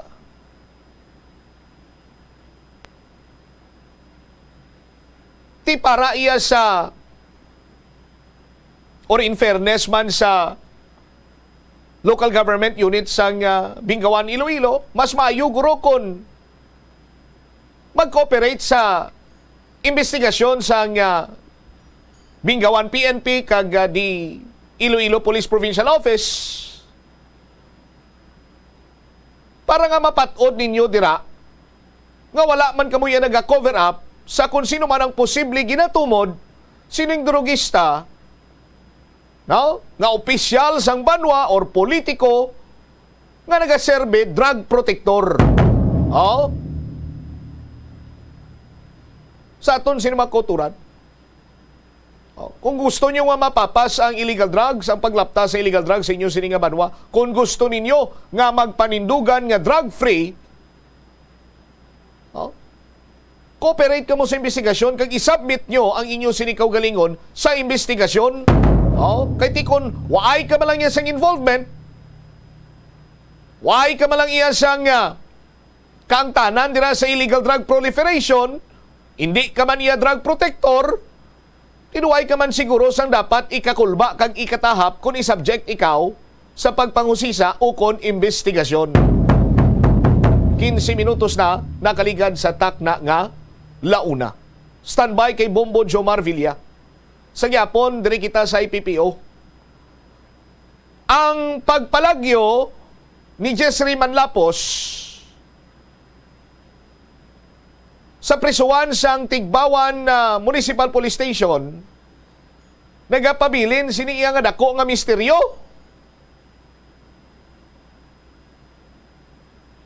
Tini bala kahimuan sang sensya, ukon natabuan lang. Kaya hindi ko na mathag kung ano ang rason kung nga nakapalagyo. Ining si Jessry Manlapos nga nag-claim nga asset sang pulis o galing kay sang pagkasa nila sang Isaya Kabaybas Operation, wala nangin madinalagon. Ipag-abot ko no sa police station, siya na lang yung impusasan kang gindeclare nga siyang durugista. Bombo Jomar, sa follow-up report, please come in. Hindi pa mapathag sa Iloilo Police Provincial Office kung ano ang posibleng rason sa sining pagkapalagyo sa sining preso sa Tigbawan Municipal Police Station sang Damlag lang. Kung sa din ang subject amo ni si alias Calvo, kung sa din ang natabo diri ka pagkaligan ang pinakaadlaw, gilayon man ini nag-surrender sa bahin sang otoridad. Suno kay Police Major Rolando Aranio, ang spokesperson sang Iloilo Police Provincial Office, iya dirigin pahayag nagapadayon pa ang investigasyon sa tabo karon niya nga insidente. Isa diri sa gidembestigara diri karon Bobocham kung paano nga nakapalagyo ining nasambit yang preso nga time ara man escort nga police that time no sa ginisya ang nakapalagyo kay tinagagwa diri sa inisyang investigation sa otoridad. Naglisensya ining natungdan nga makadto gid lamang sa CR kay bangod nga barado ang CR sa sulod dito siya nag-CR sa sagwa sa Lakapsel. So ang duty sentinel ginpagwa ining nasambit karon nga subject kag gindarato sa CR sa sagwa sa iyasine nga Lakapsel. Suno sa initial investigation nakita man mismo sa duty sentinel nga nagsulod sa CR ang nasambit karon nga subject Bobocham, pero ang natabo nga golpe lang kuno nga tinakapalagyo ang subject kag nagtakla sa likod nga porsyon sa pader sa nga police station kag waay nakita no kay di ko mo madulom ang palibot sa nga Tigbawan Municipal Police Station. Isa man diri sa ginaimbestigaran pasubong kun nga wala nakaposas ang nasambit karon nga subject nga SOP gid na sa otoridad. Ang sa tuod gamay ara nga a person deprived of liberty nga ti magwa sa ilang sa Lakapsel, dapat gid na handcuff gid na no kun gid butangan gid sang pusas. Suno kay Police Major Aranio Bobocham, hindi pagid matag sa ila akon ano gid ang rason nga anak kagwa ining nasambit karon nga subject kay ang ginagyan sinipertahan pa sa CR gali nga ko din siya nagsulod dira man siya nagwa Bobocham no sa bunang isa dira ko sa dako Pulbukotanon at kon ma-escort ka o dapat ang tanan nga oras at tanan nga tinion ara gid ang imo siding nga mata sa imo siding nga subject abi no kun sa siding nga subject karon nga individual. So gina atinguan man ngati kadihon na karon sa investigation o kung nang maplastar na kung nanogid man aga tulid nga rason kay kung ang tawon ta diri Bobocham pag natabo gali din mga pasado alas 12 na sa kagahon. So posible man nga ti basi ko na piyungan matong pulis or basi ko na ano ya lang na way to matalupangdan abi nga ti nakagawa na ang ining subject karon kasi alias Kalbo Adri Bobotsam. Pero ti sa initial nga ti may duwa no ka PNP personnel ang i-relieve sa may Tigbawa Police Station. Isa na diri aga duty sentinel no based diri karon sa statement man sa Iloilo Police Provincial Office. Ari bala si Police Major Aranyo sa mapakigangautan sa Bombo Radio. Pero that time, ang nagabantay sa iya, pila ka bilog, si Rawa nakapalagyo sa? Hindi lang ako sigurado kung during that time, kung pila ka bilog in a particular nga, no? Okay. But one thing is clear nga ni, ang aton dira nga iskape, naglisensya ini, no, sa aton dira nga duty sentinel nga kung pwede maka-CR siya sa sagwa sang custodial facility, no? Kahit Bombo Jomar, ang custodial, ang CR sa custodial facility naton that time is depektibo, no? Yes. So hindi pwede nga maka-CR dito or makabawas ang aton nga mga PDLs dira. So amo dito nga naglisensya siya which is nga for humanitarian consideration, ginpanugutan man no sa aton sining duty sentinel kay dito gindala dito sa no sa may CR no sa may kitchen nga which is nga ang CR na nga ginagamit is para lang gid sa tani sa aton nga personnel. No kay during that time gamo lang na sang dumayong CR nga naga-function.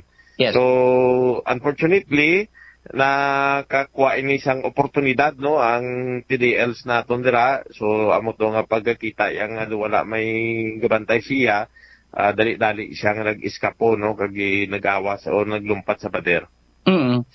Kay tis Tigbawan ka man halin sir, anong itsura ni kasi arhaw nga ginpalagyuhan niya?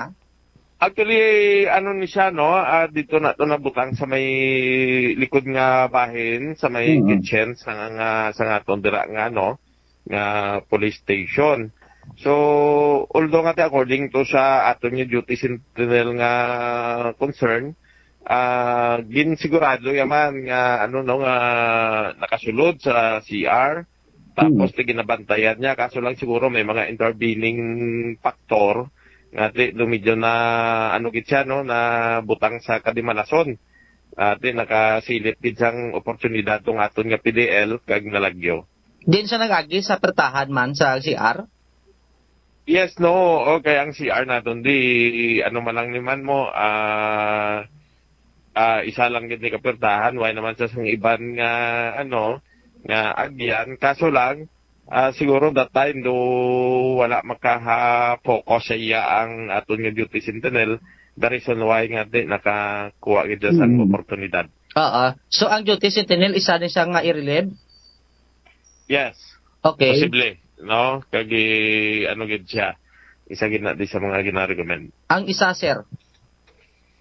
Ang isa, do according sa, ano do, ay ko pa maano, no, ay ko pa makuha ang detalye ko na niya, ang isa ka personnel naton. But at least, no, ang information dira Bombo Jomar, yes. May at least dua, no, ang initial.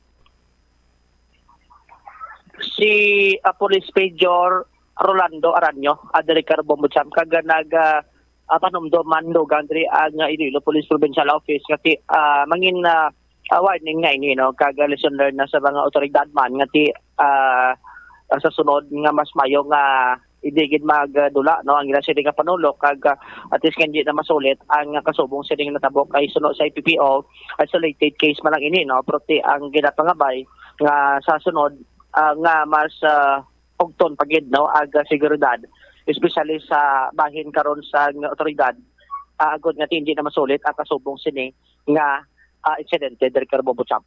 All right. Ini si Bombo Jomar Villa, sa number 1 most trusted radio network in the country.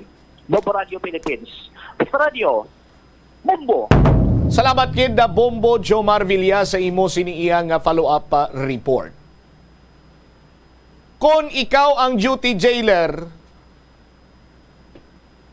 ang pagpalagyo or mapalagyuhan sang isa iya ka person deprived of liberty ang makabig nga greatest or worst nightmare nimo. amo niya nga mga sirkumstansya nga magdayos ka sa imo responsibilidad bilang isa ka pulis, partikularmente kung duty jailer ka ang mapalagiwan sang preso.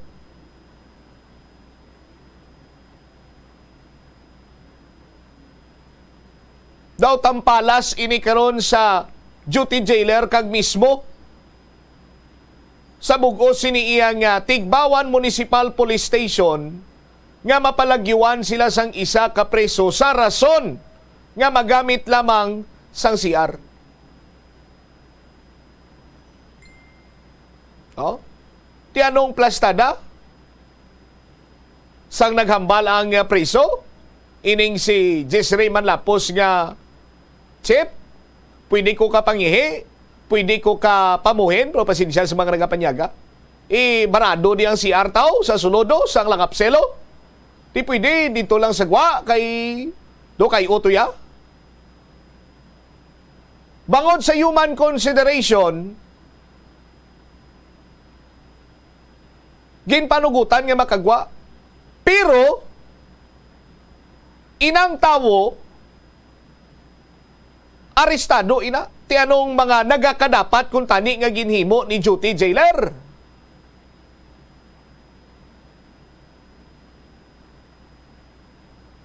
Para iyang mapasiguro nga hindi siya maisahan kag hindi siya mapalagyuan sang preso.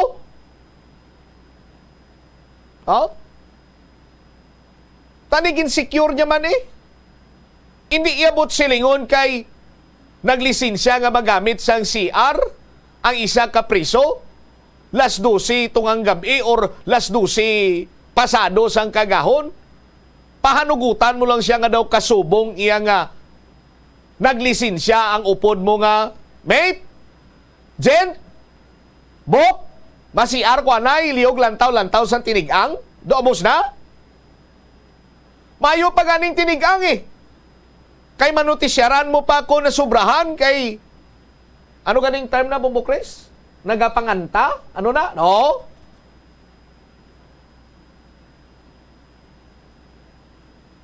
Why mo gid iyagin pasigurado? Why mo gid gintungdan ang imo responsibilidad as duty jailer? Nga pasiguradohon hindi ka mapalagyuan? Tani gid check mo anay kung ang CR tong exhaust ang CR nyo basi kung guba to kag pwede siya makalusot? Or ano sistema dira? Gintutukan, ginbantayan? Total! Ang paggamit sang isang CR iya sang normal nga tawo way managalawig iya sa 30 minutos. Maximum 20, 15. Or kung mangihi lang gin ganit, segundos man lang na. Kay kung magminutos karon nga ihi na iya, araw-araw pa mapuno na karon ng balde. Hindi ba? Sa aton sino makabumbo? Or base malabanwa nga ginhungod man nga kuno abin di lang pag bantayan papalagyon kay base kung asset gid Manila o galing kay nabuklo ang ila sining operation amo na lang tong ginpusasa nila kag ginlupot anay skarsele. Hindi ba? Galing kiti, kung ang kilala ko pa, maghambal Paul Bull gyapon eh.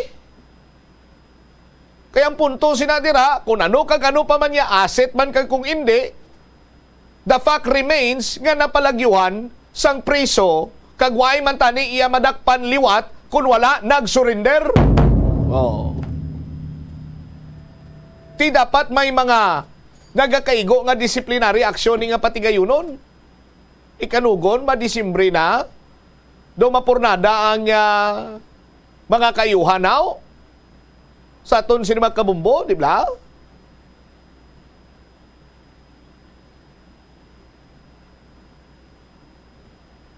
Isa ini sa dapat husisaon kay base kon matabo man ini, liwat, or kung hindi man liwat, may matabo nga kangay sini sa iban pa iyang nga mga municipal police station.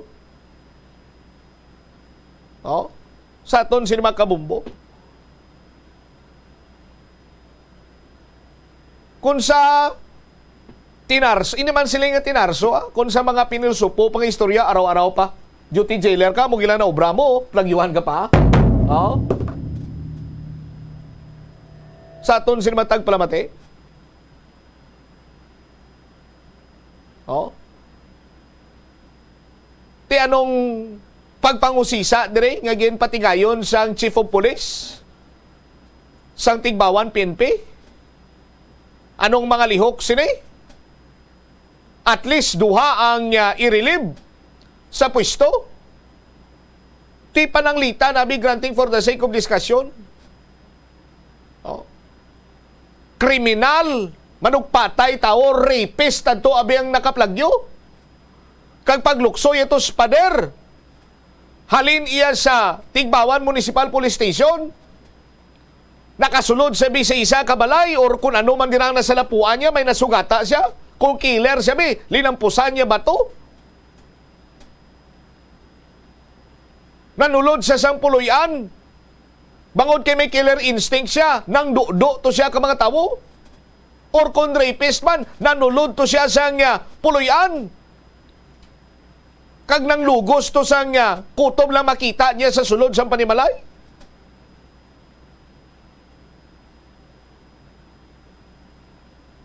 Hambalon tala nga ba, ano man kadimala sa iyaman. No? Sa aton sini makabumbo. Di siguro hindi na makabig nga di balas. Isa lamang kapamatod nga irresponsable ang duty jailer kag ang duty sentinel sa amo sadto iya nga tsimpo. 32 minutos nakaligad sa takna nga launa. Sa aton sini nga pagpanumbalik ka banwa, dugang nga mga balita kag impormasyon. City Councilor Eli Stanteg in question ng serbisyo sa Metro Iloilo Water District kag Metro Pacific Iloilo Waters sa syudad sa Iloilo.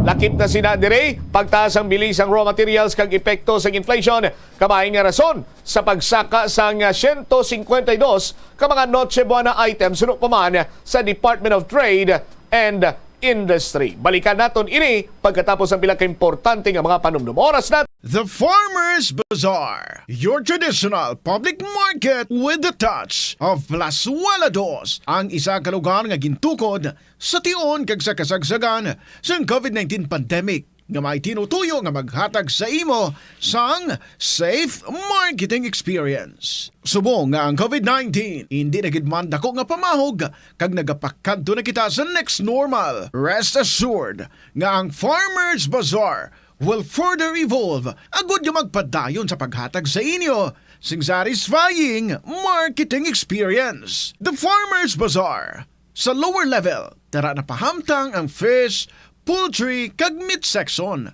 para naman sa inyo mga kinahanglanon nga prutas, utang kag iban pa, magbisita sa upper level, pinaagi sa paggamit sa hagdanan o kung sa pagkadto direkta sa parking lot. The Farmers Bazaar, your traditional public market with the touch of Plazuela Dos. Plazuela de Iloilo Billboard of Activities for November 26 to December 2, 2023. Ang Disyembre 1 amo ang first Friday sa bulan. Ang tanan nga mga devotees kag non-devotees ang Sacred Heart of Jesus ang ginaagda nga mag-attend sang first Friday Mass sa among adlaw sa La Tolda. Mag-aumpisa alas 5:30 sang hapon. Ang Binhi Band, Iloilo's premier rock band ang handa nga maghatag sa inyo sa isa ka great musical show sa 2 ka oras kag 30 minutos nga rock festival sa Concert at the Plaza, blasting off at 6 p.m. sa December 2, Saturday. Sa tion sa among musical show, napulo ka mga Plazuela de Iloilo Christmas Edition mugs and more ang igaparaffle sa tanan nga mga suki sa Plazuela de Iloilo. Sa Disyembre 3, Domingo, imbitadong tanan nga mangin kabahin sa Eucharistic celebration sa among adlaw nga pagkahiwaton sa La Tolda umpisa alas 11 sang aga. Sa among misa, pangamuyoon naton sa Ginoo nga ang mga leaders ng conflicting countries ang magtinguha nga makapangita sang fair solutions sa ilang misunderstandings so that global peace will soon be restored. Plus, wala di Iloilo, one with you in a common hope for a better community and a progressive country in 2023. Hindi lamang sa jeans o kung tugas ang katigulangon ang rason sa hair loss o kung pagkaunot sang buhok, natukiban sang health expert sa South Korea nga ang hair loss ang tuga sang environmental factors. Sa bugos nga kalibutan, nagalabot sa 4.2 million ang nagakapatay bangod sa outdoor air pollution suno sa World Health Organization.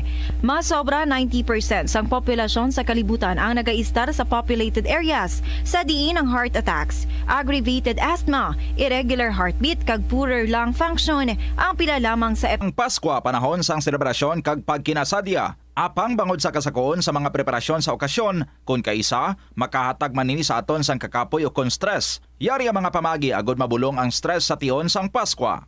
Magpamandi mabulong sang mga ambahanan sang Pasko.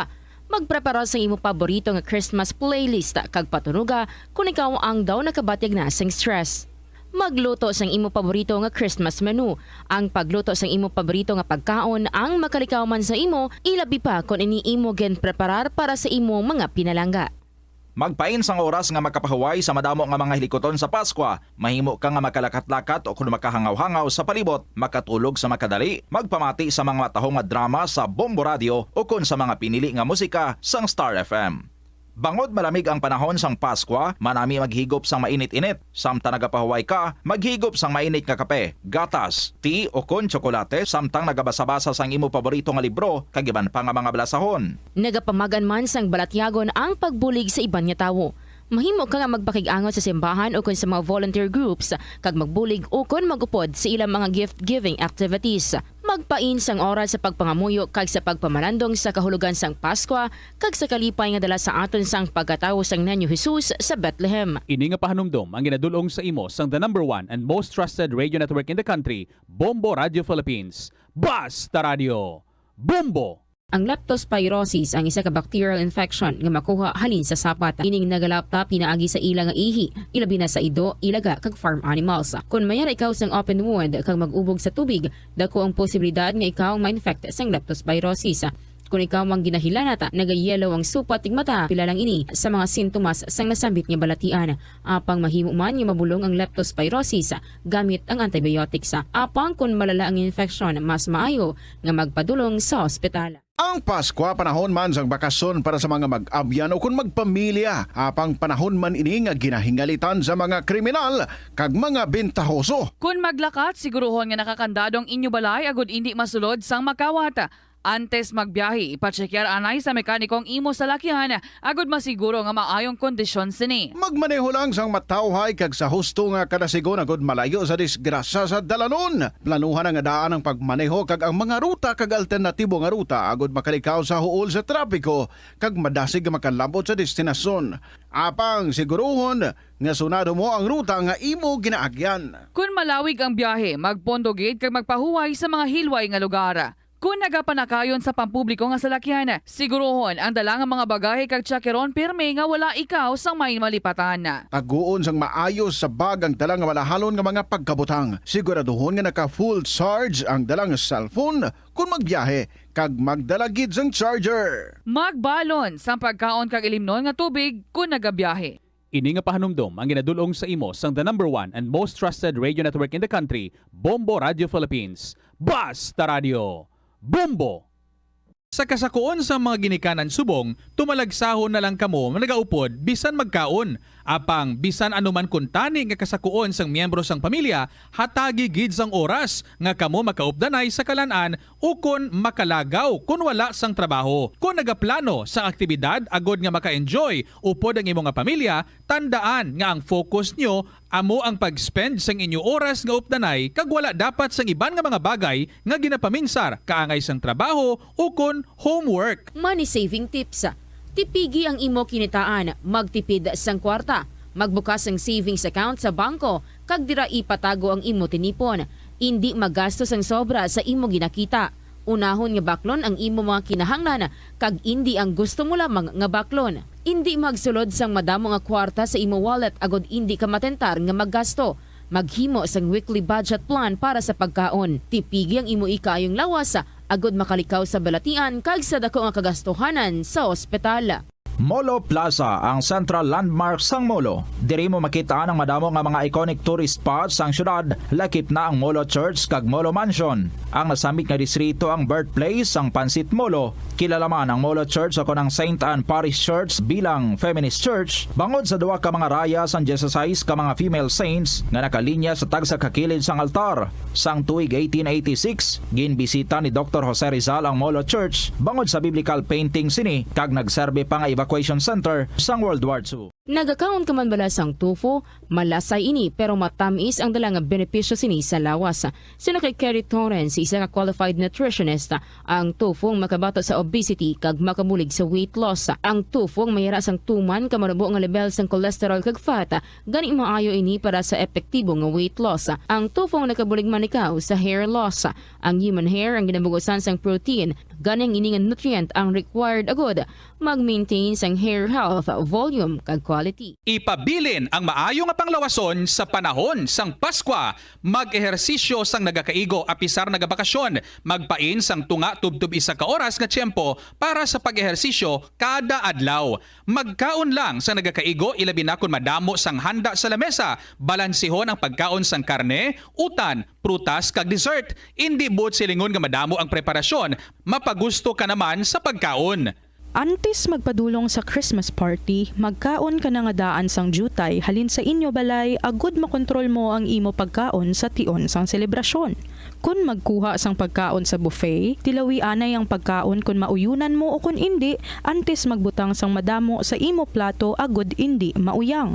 Mag-istorya sa imo mga kaupdanan samtang nagakaon agud may banding kag lubos nga ma-enjoy ang selebrasyon kag malikawan ang pagkaon sang sobra. Mag-inom sa nagakaigo nga kadamuon sang tubig agud manginhusto ang kabulusgon kag malikawan ang pagkuyam-kuyam pagkatapos magkaon. Ini nga pahanumdom ang ginadulong sa imo sang the #1 and most trusted radio network in the country, Bombo Radio Philippines. Basta Radio Bombo! Ang cabbage o kung repolyo masaming nga panakot sa aton mga linuto. Suno kay Vanessa Voltolina. Ang cabbage isa ka excellent source ng vitamin C nga importante para sa pag-maintain sang strong immune system. Ang glutamine isa ka amino acid sa cabbage. Bombo Radyo Iloilo, Philippine Standard Time, 42 minutos na nakaligad sa takna. Sining alauna balik diri sa pagpangalagad sa Bombo Anay sa Udo. Sa gyapon ko po ni mo Bombo Chama Blanco Hover. Upod naton sa Sinimatinyon ang maswerte katagdaog sa 1-2 Panalo Part 22 promo. Si Nanay Salvacion Nicolas Nay, mayong aga. Sir. Oh, kumusta ikaw? Okay lang man. Okay lang? Nauyaw-ya si nanay. Maguyaw-ya. Ikadlaw na kay daog ka 500 pesos. Ara ng 500 pesos mo? Oo, sir. Liyog ko biisip, be? 100 pesos, 200 pesos, 300 pesos, 400 pesos, 500 pesos. 500 pesos sa proof of purchase ni Nay Salvacion. Cream Silk Hair Conditioner. Karami isang buhok na shiny. Ho? Ano daw ka nagagamit cream silk, Nay? Oo, sir. Wow, timayo. Get kay nami, kay danlog, wala buhok mo. Danlog, no? Ang imo sining buhok soft, no? Soft. Anon mong 500 pesos na Salvacion? Idugang ko, sir, ka bakal ka proof of purchase para sa dugang pagin nga weekly draw kag grand draw, sir. Yes, sa grand draw, 1 ka milyon ang nagahulat nga premyo base ikaw nang makadaog si nanay. Kabay pa. Kabay pa, sir. Matuna pagin ang 1 ka balde nga grocery goods. Ara, nulok pang pagbato ni Nay Salvacion, no? Anong imo sinimasiling, Nay? Madamo gid nga salamat, sir, kay nakadaog ako kagay Lord kag sa staff sang Bombo Radio kag sa mga sponsors. Madamo gid nga salamat. Nagbatigbawan. Lapit ito sa inyong prisuan? Layo, sir, sa uma kami, sir.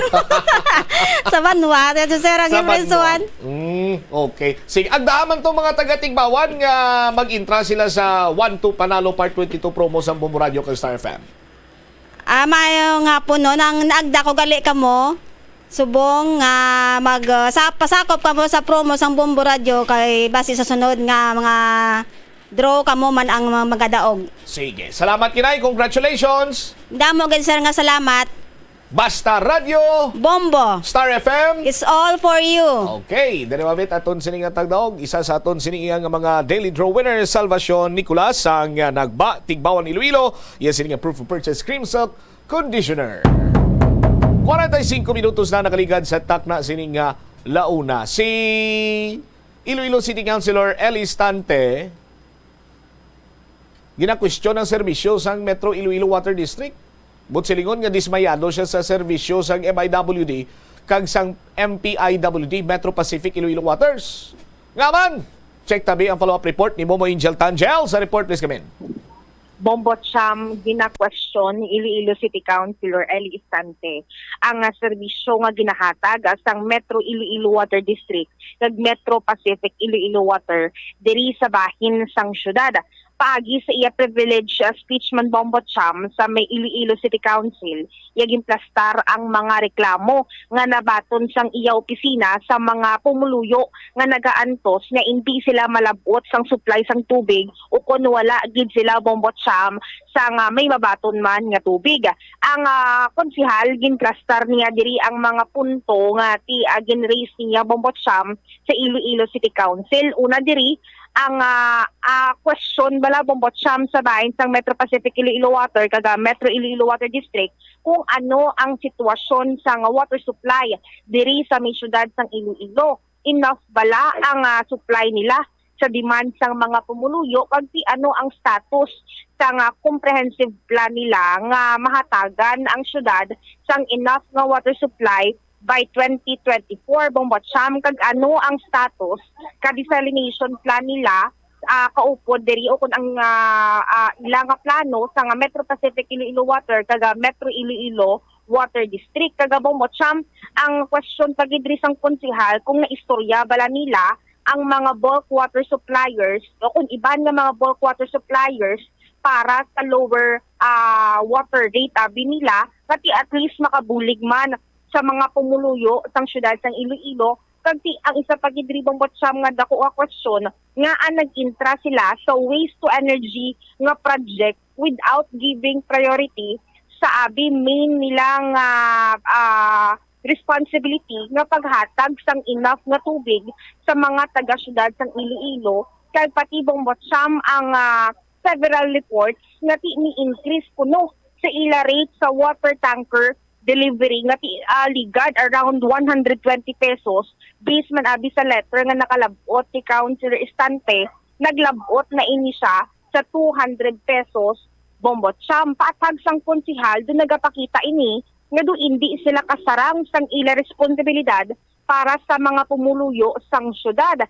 Ang natabo diri bali ipatawag uko naging call out man diri sang konsihal ang atensyon sang Metro Pacific Iloilo Water kag Metro Iloilo Water District kag gin-refer sini ang iya ginapangayo nga consultative meeting sa Committee on Public Utilities Bombo Cham kag miara man gani sa last part nga hambal sang konsehal nga kung hindi ini masolusyon hatagan sang solusyon abi ang mga question sa bahin sang Metro Pacific Iloilo Water kag Metro Iloilo Water District ang wala sila sang choice kundi mag-declare sang water crisis sa bahin sang syudad sang Iloilo. Yari aton pamatian bala ang kabahin sang pagpahayag ni Iloilo City Councilor Ellie Istante sang aton ma-interview. Pitch kita kay sa reklamo bala sa mga tawo especially sa mga areas sa waterfront area part sang Haro, part sang Mulo, part sang Iban. Hindi kalabot sila yung tubig. Makalabot na sila pero may schedule bala. Ang lapas, alauna, matubod. Sa hapon, ang iban, alauna sa kagahon. Ang iba, daw kadamo bala nga. Supposedly, ilan niya trabaho kung tani sang MIWD nga magatag sang maayo nga serbisyo para sa konsumidor sang syudad considering nga ginabayaran man sila kag that is their mandate. Galing ti siguro ga ako gid sila yang hindi gid nila masarangan guro ang pag-distribute sang tubig considering daw concessionaire nila sa nabatian ko is 49,000 ang kabilugan nga requirement kung tani is 100,000 cubic meter ang ma-provide ng ila is 60 to 70,000 cubic meter. Sa 70,000 cubic meter, 20% na mo niya sa syudad nga distribution. Tamo na nag-post ako, kaya ang question sang nagreklamo sa ako, hindi ko ya kasabat, kaya that is the management. Amo ni ang ginbutang ko na lang sa privilege speech ko, nga ang points of clarification of water supply for Iloilo City. Ang isa pagid, by December 1, 2023, nagsulat si Canyonero sa operation sa siyang MPIW nga mapataas na sila sang ila water tanker delivery. Imuon nila from 120 daw may imo na 200 per cubic meter. Ang isa ka tangke din plasta namon, that is 7 tons. I-multiply mo sa by 200 pesos per cubic meter, mabayad sila more than 1,400 plus VAT. Hindi nakaroon kung pataasan ina, din na ibawion sang water filling station. Kundi sa konsumidor, pataasan man nila para makuha nila ang gap sang ilang agin bayad. Tamo subong ang presyo sang mineral water sa water filling. Sa una 15, nag-20, subong 30 na gani. Titubtob san o kita tagan kita sang supply sang tubig. Bakal lang tanga bakal, rasyonal lang tanga rasyonal. Nga hindi ka balong pumuloy sa syudad sang Iloilo. Ang question nila, mamang question ko, way kumahimo, but to render a privileged speech, kag itudlo sa MPIW, kag sa ila joint venture with MIWD, kung ano ang mga kabangdanan sini. Sila yung masabat no? Taga nilang tao, ang clear and definite time nga makaprovide na kag masatisfy ang bilog nga syudad sang Iloilo sang ila serbisyo pinaagi sa tubig. Tamo yung iban nga public utilities, naga-inform gani nga may brownout kita, may power interruption kita. Ila nga niya kung nakabati mo kung na-inform ang public nga ang tubod sa Lapas alauna masugod, nga ang tubod sa Haro sa aga masugod, sa hapon masugod. Kundi isa, mapulaw ka pa, pulawan mo pa mo tubig. Iban ka pila na balde nila para lang kakuha sang tubig, which is supposedly hindi tani kung husto ang ila serbisyo diri syudad sang Iloilo. Dapat this should be resolved once and for all, nga hindi na tayo magtapos pang December 2023. Pag abot na 2025, tayo yun na yung ilig ng mga tubig sa tagsa ka mga barangay. Hindi ka na magsalo, hindi ka na magkutkot bubon. Bombo Cham na batian sang mga kabombo naton, si Iloilo City Councilor Eli Istante. Alright, kuna mo ning pamangkot ni Kagawa Dili, pamangkoton ko man si Kagawa Dili, bago lang sa kabatsyag nga pigadong serbisyo sang MIWD kag sang MPIWAO? Ang iya ni Bombo Cham kuno nga privilege speech according sa iya, bis man iniabi sa mga taga-syudad dili bala nga nagkadto sa iya kuno nga office kag ginpamangkot ini siya personally about sa issue sang tubig kung ano ang mabulig man sang konsehalty do ang iya bing mahimuon which is ti ipatawag kuno ang Metro Pacific Iloilo Water kag ang Metro Iloilo Water District nga para masabat niya kag ma-relay niya bala Bombo Cham ang information sa publiko kung ano sini ang sabat nila bala sa mga points man ang bigang ng plastar sang konsehal ma-relay niya sa publiko Bombo Cham. Alright, sige.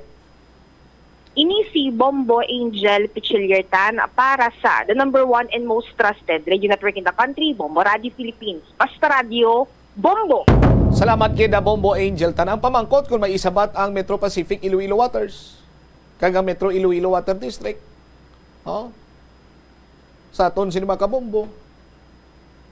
Ang palpak, amo ang water distribution. Ang palpak, amo ang ila sini nga mga linya nga daan kag lunsay lang non-revenue or ining mga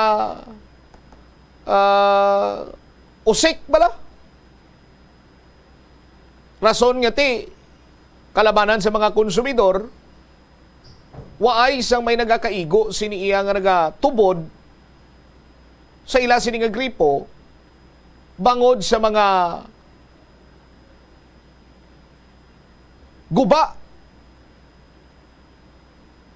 dipiktuso nga linya sang Metro Pacific Iloilo Waters. Tiyabi anay naton kay nag-joint venture.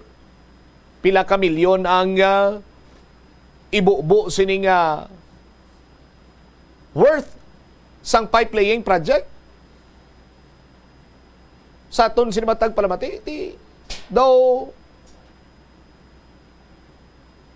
may pipe laying man nga nakita kamo diri sa palibot sa syudad sang Iloilo. Kung may ara, guro pipila. Pero isa sa mga nagakanto lamang sa usik, amuning mga daan, dipiktuso, nga linya sang Metro Iloilo Water District kag sang Metro Pacific Iloilo Waters.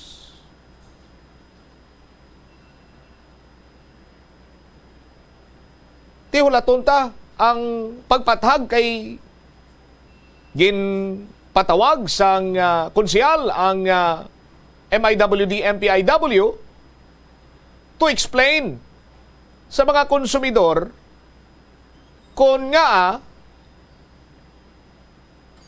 ang burden ginapasa iya sa mga tao, sa mga konsumidor nga dapat papulawan, dapat mo pa linyahan, pilahan, agud lamang nga makaangkon ikaw sa tubig. Ang iban sinigini, gripo nila, way gatubod eh. Kung may nagatubod, ginmanti, daw, painitan mo na lang kag butangan mo sa kalamay, pwede mo na makape ang kalubugon sa tubig. Sa aton sini makabumbo. Ang tubig, isa sa pinaka-importante sini sa kabuhi isang tao. Sa tagsa ka matag adlaw, ginagamit ang tubig. Magkaon ka, mainom ka tubig. Kung nauhaw ka, mainom ka tubig. Maligo ka, mainom ka tubig. Manipilyo ka, or maligo ka, magamit ka tubig. Hindi nga ang tubig ngay paligo, imnon mo. Maligo ka, magamit ka tubig. Manipilyo ka, magamit ka tubig. Manghugas ka sa kalanaan mo, magamit ka tubig. Mamunyag tanom, tanan na lang, nagagamit sang tubig. Ti inaiya sa punto nga kinahanglan sang tagsa ka individual. How much more ang kinahanglanon sang ospital? Kinahanglanon sang mga hotel, mga kondominium. Ginabidas naton diri nga grabe ang improvement in terms of infrastructure sa aton sini makabumbo. Sang Metro Iloilo Water District pa lamang nag-auyat. Lala ng sitwasyon. Sang nagsulod pagin nag-joint venture sa Metro Pacific Iloilo Water District, insakto kag nagsunod sa slogan ni Mayor Jerry Treñas nga level up. Nag-level up ang pagka-inutil nga serbisyo sang Metro Pacific Iloilo Waters.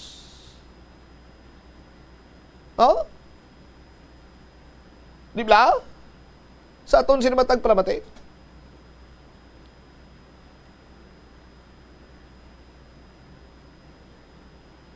Ospital, hotel, establishments. Ano karon ang ipang gamit nila sa pag-flush dira sa mga hotel? Nagahilapit na lang ang tuig 2024 kag kadamo sa mga event. Bisan ni na ganilang taon nato ng tuig 2024, December. Holiday season, kadamo man sa mga events diri. Ang iban siniya fully booked na ganiyang mga hotel. Damo sa mga local and foreign tourists nga ari diri subong. Timayo lang niyang iban sini nga hotel nga maka-afford sa pagbakal sang tanker-tanker kag masustener nila, pero dako man nga alabagahon sa ila sini nga expenses. Sa mga restaurants, sa mga mall, nagakinahanglan sa tubig. Pero tini sila makasarang magbakal sang tinangker-tangker. Tiyan mo managuro nga ang luyag na lang niya i-propagate sang Metro Pacific Iloilo Waters kag sang Metro Iloilo Water District amo ang tangkering. Ti ko nang kilala ko pa double cropping sila amigo ba? Lingko nga double cropping aw. Ti sige man panukot nila sa ila siniiyang nga mga konsumidor, sa mga consumer nila sa may linya gid bala sang Metro Pacific Iloilo Waters may ginasukot na silang minimum charge kada bulan. Tapos bisan way nagatubod, bisan hangin lang nagagwa, pero kada bulan bayad ka. Kung gusto mo yan nga makatubig, ti order ka to tangkering Tangker-tangker Rasyonan ikaw. Ti sakto balay na. That is why nga kuya makambal ako nga ang joint venture sa Metro Iloilo Water District kag Metro Pacific Iloilo Waters nag-jive. No? Nag-jive sa slogan ni Mayor Jerry Treñas nga level up. No? Kay nag-level up ang pagka-inutil sa ila sininga serbisyo. Alang-alang na ginaton sininga chimpo sa aton sininga pagpangalaga iban sining mga balita tugyanta sa iban sining Manusip Public Affairs Program sang Bombo Radio Iloilo. Standby na sa kapon lamang program ko naman sa kay Tita Regine. Ini si Momot Shama Blanco gabilin sa imo sa manay nga hapon. May God bless us all. Para sa the number one and most trusted radio network kinakantri ang Bombo Radio Philippines. Basta Radio! Bombo! The Farmers Bazaar, your traditional public market with the touch of Plazuela Dos, ang isa ka lugar nga gintukod sa tion kag sa kasagsagan sa COVID-19 pandemic nga may tinutuyo nga maghatag sa imo sang safe marketing experience. Subong nga ang COVID-19 hindi na gid man dako nga pamahog kag nagapakadto na kita sa next normal. Rest assured nga ang Farmers Bazaar will further evolve agud nga magpadayon sa paghatag sa inyo sing satisfying marketing experience. The Farmers Bazaar sa lower level tara na pahamtang ang fish, poultry kag meat section para naman sa inyo mga kinahanglanon nga prutas, utan kag iban pa, magbisita sa upper level pinaagi sa paggamit sa hagdanan o kon sa pagkadto direkta sa parking lot. The Farmers Bazaar, your traditional public market with the touch of Plazuela Dos. Plazuela de Iloilo Billboard of Activities for November 26 to December 2, 2023. Ang Disyembre 1 amo ang first Friday sa bulan. Ang tanan nga mga devotees kag non-devotees ang Sacred Heart of Jesus ang ginaagda nga mag-attend sang first Friday Mass sa among adlaw sa La Tolda. Mag-aumpisa alas 5:30 sang hapon. Ang Binhi Band, Iloilo's premier rock band ang handa nga maghatag sa inyo sang isa ka great musical show sa 2 ka oras kag 30 minutos nga rock festival sa Concert at the Plaza, blasting off at 6 p.m. sa December 2, Saturday. Sa tion sa among musical show, napulo ka mga Plazuela de Iloilo Christmas Edition mugs and more ang igaparaffle sa tanan nga mga suki sa Plazuela de Iloilo.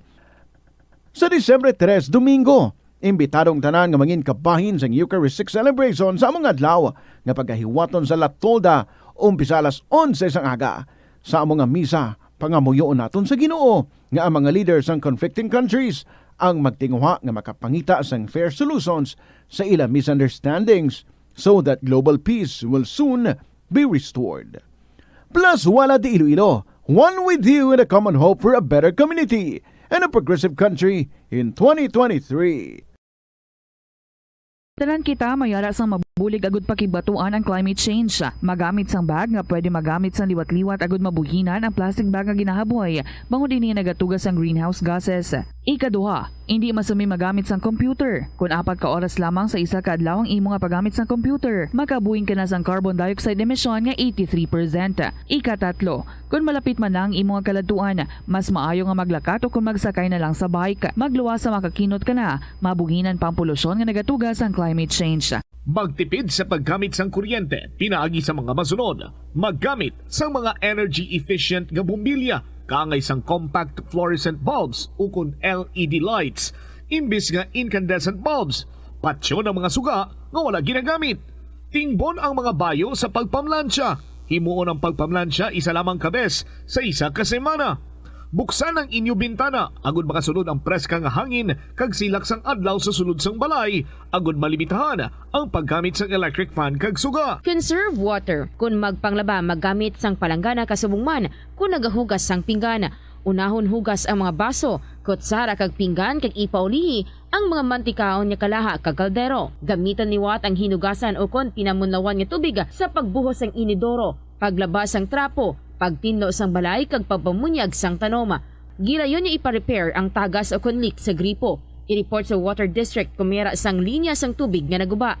Maggamit lamang sang husto nga tubig kung magluto sang pagkaon. Hindi malikawan nga ginapangita gid sang isa ka tawo ang foot massage. Magluwas nga manami ini sa pamatyagan. Mayara man ini sa maayo nga benepisyo sa lawas. Sunod kay Dr. Tyler Wheeler, Primary Care Sports Medicine Physician, ang malipot nga foot massage ang makapahagan-hagan sang stress. Ang moderate pressure massage ang safe para sa mga kalabanan nga tawo ilabi na ang may mga kondisyon kaangay sang arthritis kag long-term pain. Mahimo man nga mag-seek sang professional massage therapist para sa imo nga relaxing foot massage.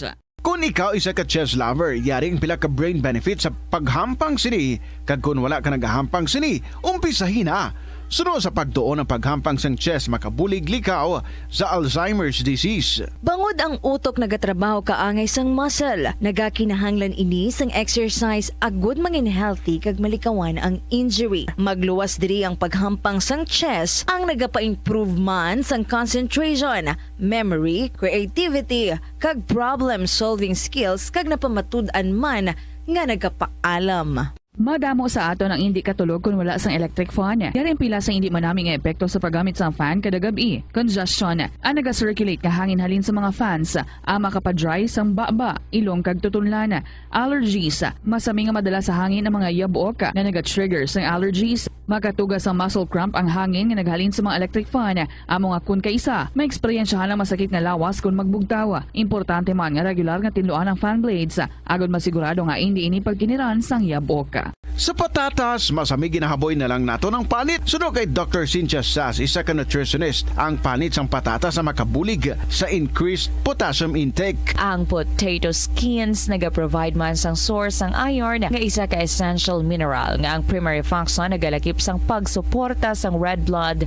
cell function. Ini nga cells nagakontain sang dako nga amount sang hemoglobin, ang protein nga nagabind sa oxygen halin sa ginahaklo ang hangin kag ginadala ang oxygen sa bilog nga lawas. Yari ang mga household level fire safety measures nga dapat tandaan agud makalikaw sa sunog sa balay. Hindi magbutang o kung magtipon sang flammable substance o kung chemical nga makatugas ang sunog sa kusina o kung sa sulod sang balay.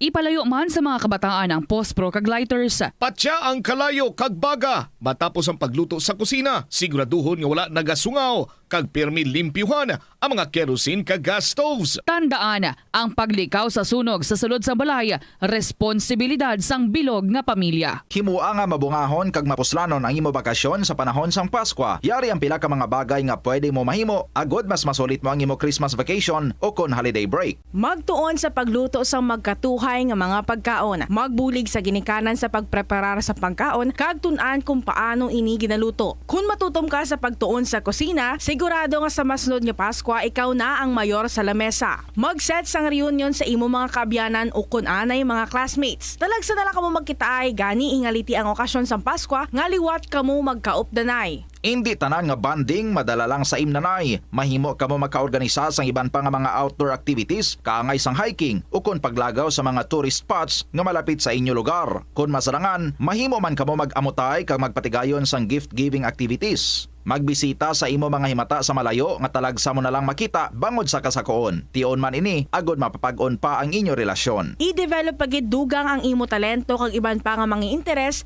pinaagi sa paghatag sang tiempo sa pagtuon kag paghana sang imo kaugalingon. I-share ang imo talento kag iban pa nga kinaadman sa mga kabataan. Ang Christmas break ang isa ka maayo nga tion nga magiyahan ang mga kabataan palayo sa bisyo kag iban pa nga mga kalainan. Kung ikaw ang may talent sa pagsaot, pagkanta, pagtukar sang instrumento, pagpinta kag iban pa, tudloi sila.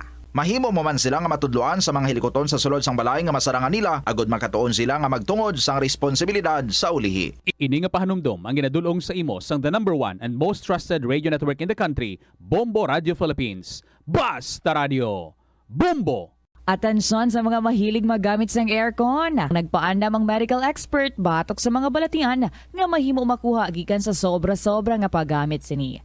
Suno ka Dr. Maria Encarnita Limpin, isa ka experienced healthcare specialist, mas maayo nga tsakyaron nga malimpyo ang hangin nga nagikan sa aircon, bangod kun mahigko, mahimo ini nga magtugas sang impeksyon kag mga balatian kaangay sang pulmonya. Gani hagan-hagan na lang ina bangod bisan makabulig ini sa imo sa maginot nga tiyempo, may risgo man ini sa imo nga ikaayong lawas. Sa pagbugtaw mo sa aga, cold baladayon nga tubig ang imo ginainom?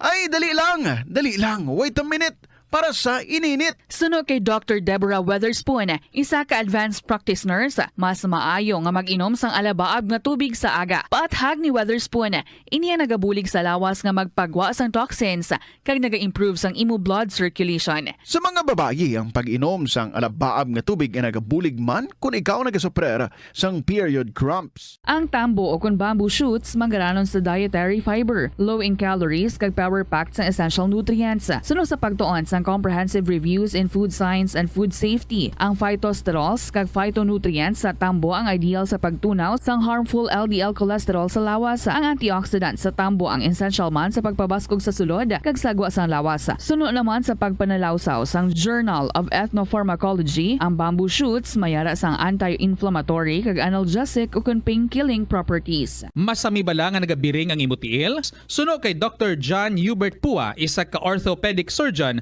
masami nga mabatyagan ang cramps sa idalom nga parte sang lawas, apang mas delikado. Ito ang Bombo Radio Philippines. Fully digitalized. Numero 1 sa balita, komentaryo, drama at serbisyo publiko. Bombo Radio Philippines. Bombo Radio Philippines. Ang inyong #1 at most trusted radio network in the country. Basta Radio Bombo! Good afternoon, kids sa inyong tanan, mga kabombo. This is Tita Regine. Hello and welcome sa kahapon lamang program. It's a beautiful Wednesday. Updinin niyo ako sa sininga hapon kag maga-enjoy kita sa makasaysayan nga aton nga mabatian courtesy sang aton nga mga letter senders sa aton nga Christmas countdown. Christmas is a time for sharing, giving gifts for everyone. What matters now is this Christmas we share the love.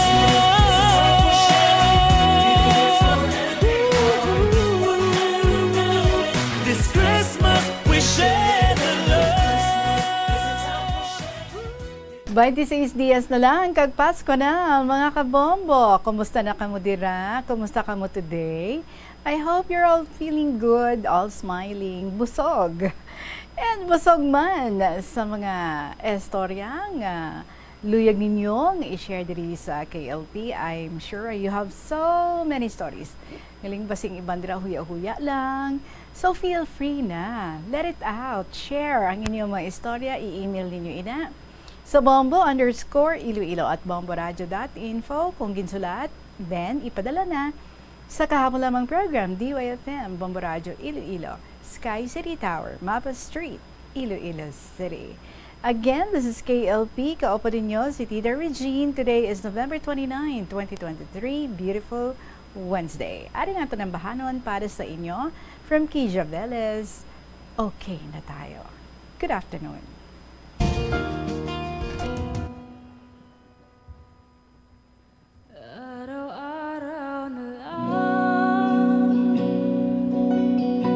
Pinapayuhan ng sarili na kaya ko pa lahat pwede pa magagandang alaala gustong balikan patuloy umaasa baka sakaling kayanin pa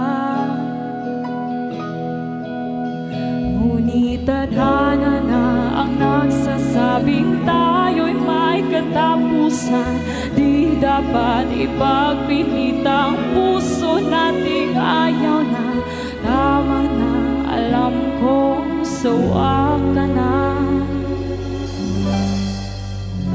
Kung wala na talaga, sana'y puso mo'y matuto ng magpatawad. Nang ang puso ko'y mapalaya sa sakit at rehas na dulot ng maling tadhana. Sa susunod nating pagtatakbo, okay na tayo, di magsisisi, bukas pala tatanggapin, tayo'y magsilbing aral, kahit papano ay nagmahal. Sa ating tatahakin na landas, paghanap ng bagong mahal, mga mali di maulit, pag-ibig siyang mananaig. Tama na, sana'y liligaya ka.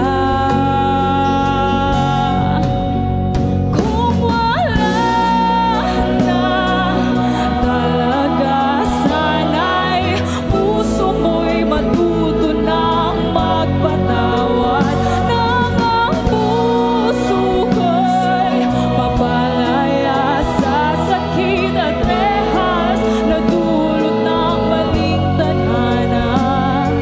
Sa susunod nating pagtatakbo, kung wala na, sana'y okay na tayo. Pakiusap, sana'y okay na tayo. Kung wala na, sana'y okay na tayo. Pakiusap, sana'y okay na tayo. Kung wala na talaga, sana'y puso mo'y matuto ng magpatawad. Kung wala na talaga, hiling ko, puso mo'y tuluyan ng magpatawad. Mga puso ko'y malaya na sa sakit at rehas na dulot ng maling tadhana. Sa susunod nating pagtatakbo, sa susunod nating pagtatakbo, sa susunod nating pagtatakbo, okay na tayo, okay na tayo.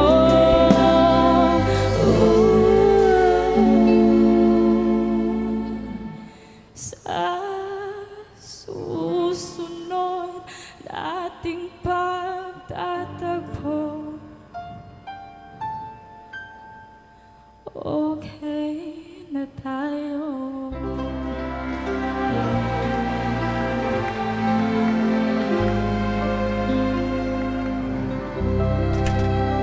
Kija Velez, para sa inyo from the Bomba Music Festival, okay na tayo, pero ang iban siguro mahambal dira. It's okay not to be okay. Good afternoon sa liwat. 18 minutes after 2 o'clock. This is Tita Regine. Kolang ko anay isang attention sa ato nga winner last week. Si Gingging sang Pasig. Ging, way kagid kabilin sa imong mga contact number. So palihog, tawag ikaw or text ikaw sa 0917-306-6535 and please put your real name para nga ma-identify nga ikaw gid manina kung ikaw ang akon nga winner. Kaya ang iban dira, no, medyo may pagka-pilyo or pilya man. Manabad sa bad. Anyway, si Gingging Sampasi Sri ang atong ginapanawagan diri, ang atong nga winner. Para nga makontakt ko ikaw, Ging, palihog na lang. Call the numbers ng Bombo Radio 0917-306-6535 6535. Pwede ka call, pwede ka man ka text, just inform us, amo nang imong cellphone number, kag ikaw si Gingging, sang Pasisiri. Okay, this afternoon, ang first letter naton, ginapanag-iyahan ni Mrs. J. sang Kalinog, kag nag-request, nga pahibaluon siya, kung ato na nga mabasa ini today, because ang iyang request, November 29, naton nga basahon. Nag-text ako dira sa imo, Mrs. J., but I did not receive any reply. Anyway, I hope nakalapot kayo dira sa imong akong nga text informing you that I'm going to read your story today. So, mayong hapon dira sa imo, siguran ko ang pagbasa sa imong sulat. This is from Mrs. J. Sangkalinog, and it says, Dear Tita Regine,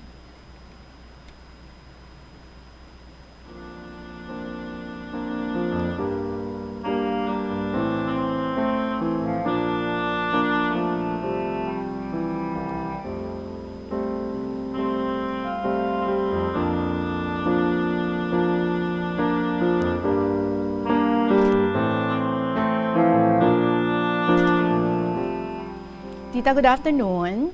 Palihog tawagan ako kay Mrs. J, 17 years old. May cute nga lalaki nga bata, nga 6 months old. Uy, 17 pa lang may baby na. Yes, Tita Regine, isa ako sa mga teenage mothers. At a young age, I suffered a lot of hardships.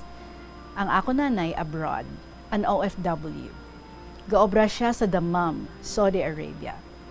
Gani tita, ako na ang nag-aasikaso sa akon manghod, kag sa akon kaugalingon. Ang akon tatay, hindi na makalakat. Kay ginkaladkad sang elf, 50 meters gidta. Kaya syempre tita, hubog, di natulugan. Baw, gintampukan sang iya pakaduha sa mga dahon sang tubo, kag mga raha. Kay balantita, nagatapa sila tubo, ti nag-inom, guro sanda, sang kabayo nga pula. Grabe ka man mag-describe ha. Ti grabe guro ya igo katindak sang ilim nun. Kag abi namon gani tita, patay gid si tatay. Sa kaluoy sa mahal nga makaako, nabuhi pa siya. Kaso, na-damaged gid ang iyang spinal cord. So amo na ang dahilan nga hindi na siya makalakat. That time, tita, ang akon manghod, 7 pa lang kabulan. Kag ako ang nagabantay, kay si mama ara sa hospital. For almost 4 months, gid si tatay nga sa hospital. Dugangan pa kay COVID. Baw, sa kabudlay, gita na, Tita Regine. Mayo lang, kay na okay man ang tanan. Para makabayad kag makatibawas sa mga finances nga nagastos, nag-decide si mama nga makadtuliwat sa abroad. Ako ang nabilin sa balay. Ako ang nagaantos sa mga pagpasingit ni tatay. Agyan na ta, nga ginapungkoy ako sa lamin. Tapos ang magulang kong babae, gintiradorya. Gintiradorya bala, samtang nga nagasulat module. O yala, ginatampa, ginaespading. Nagapasingit siya yata, kay syempre, tungod sa iya na agyan, kagkahimtangan. Amo man na ang rason, na nagbulaganay si mama kag tatay. Mapintas siya, kag palahubog. Sang nag-abroad si mama, ang manghod ko, gindalas ang tiya ko sa Manila, didto nag-eskwela. Ako, nag-eskwela diri, module lang, kay ti pandemic. Sang senior high school ako, Tita Regine, baw, nakilala ko si G-Boy. Si G-Boy, nagapangidaron, 23 years old. That time. Gaobra sa fish pond, Tita Reg. Bale, barkada ko ina siya, kag mapisan man siya, tita. Pero ining si G-Boy, taga 5th District. Bale, mga almost 1 year, nagkilalahay kami. Gabalik-balik siya sa amon lugar, kay ti nagatanom sila sandiya, kag nagapaitlog manok, nagabantay sang manukan. Amo na balaya nga, ang kuntani nga bantayan niya, ang itlog sa mga manok, ang akon niya nga pugaran, iya ginbantayan. Aton to nga bata. So, bali siguro, Tita Reg, ang sa akon man lang, inabalang longing for an attention, care, kag love sa isa ka pamilya. Ti, kay J-Boy, ko tanan nakitaan, kag nabatyagan ang atensyon nga ako na pangita. Dugangan pa ta nga si Papa, sa sobra ya kapintas, kun kaisa si Papa, bala nakuga ya si Mama. Mga magulang ko nga lalaki, nalagas niya kutsilyo, kun madakpan, hanusan kasang binial nga mahogani. Sa 5 kami nga magulutod Tita Reg, tanan kami nasakit. Permi kami nahambalan, patsyon. Pero, martir si Mama. Kaya tita, pagka-hospital ni tatay, si Mama ang nagastos kag nag-asikaso sang tanan-tanan. Ibalik ta sa amon Terej, bale, sa sobra namon kaupod ni G-Boy, nagbusong ako. Ang akon pagbusong tita, hindi ini siya resulta sang pagrebelde. Kay tita, ang buta, sobragin ang amon nga pagpalanggaanay ni G-Boy. Ha, so inabala tita nga, bisan wala nang makain, basta kasama ko siya. Ako'y busog na. Bagal lumapaw, gid girl. Ang imo nga pagpalangga. Pero sa mga parehas ko dira, it's bad. It's not right. Nga maging parehas man kamo sa akon. Kay ang pagsisikisi, laging nasa huli. Pero so far, Tita Regine, wala pa man ako nang ginulsol Kay gahimakas man kami Kaya syempre, we're in this situation na, so himakasan gid namon nga makompleto kag matagaan sang maayo nga pamilya kag was damlag ang amon bata. Kay I know ang feeling sang halin sa broken family. I believe, tita, nga in every decision, good or bad, you must learn from it. Nagbata ako, tita, sa hospital, ang akon lang nga bana, kag sa bulig sang akon pamilya, no okay man ang tanan, wala man damo nga gastos kay public ang hospital. Kag so far, dasig lang. Subong, tita, ari kami sa 5th District, sa lugar sang bana ko. Nagahimakas, kag always nagapalanggaanay. I know, Tita Regine, nga madamo pa nga mga pagtilaw, pag-antos, kabudlay, ang amon nga maagyan.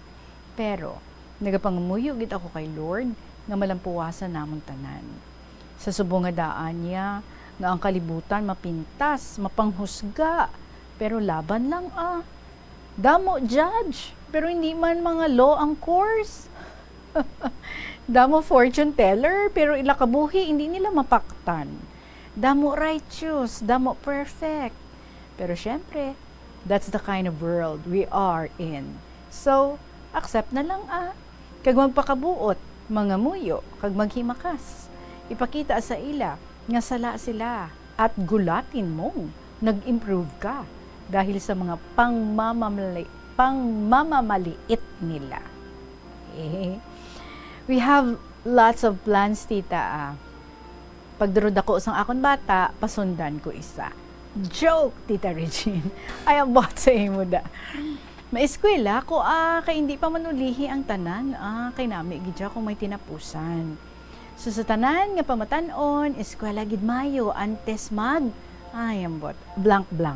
So, sa liwat, Tita Regine, sorry gid sa malawig ko nga sulat. Thank you sa pagbasa. Halong ikaw dira. Permi, kag be safe always. God bless us always. Respectfully yours, Mrs. J. Sang Kalinog.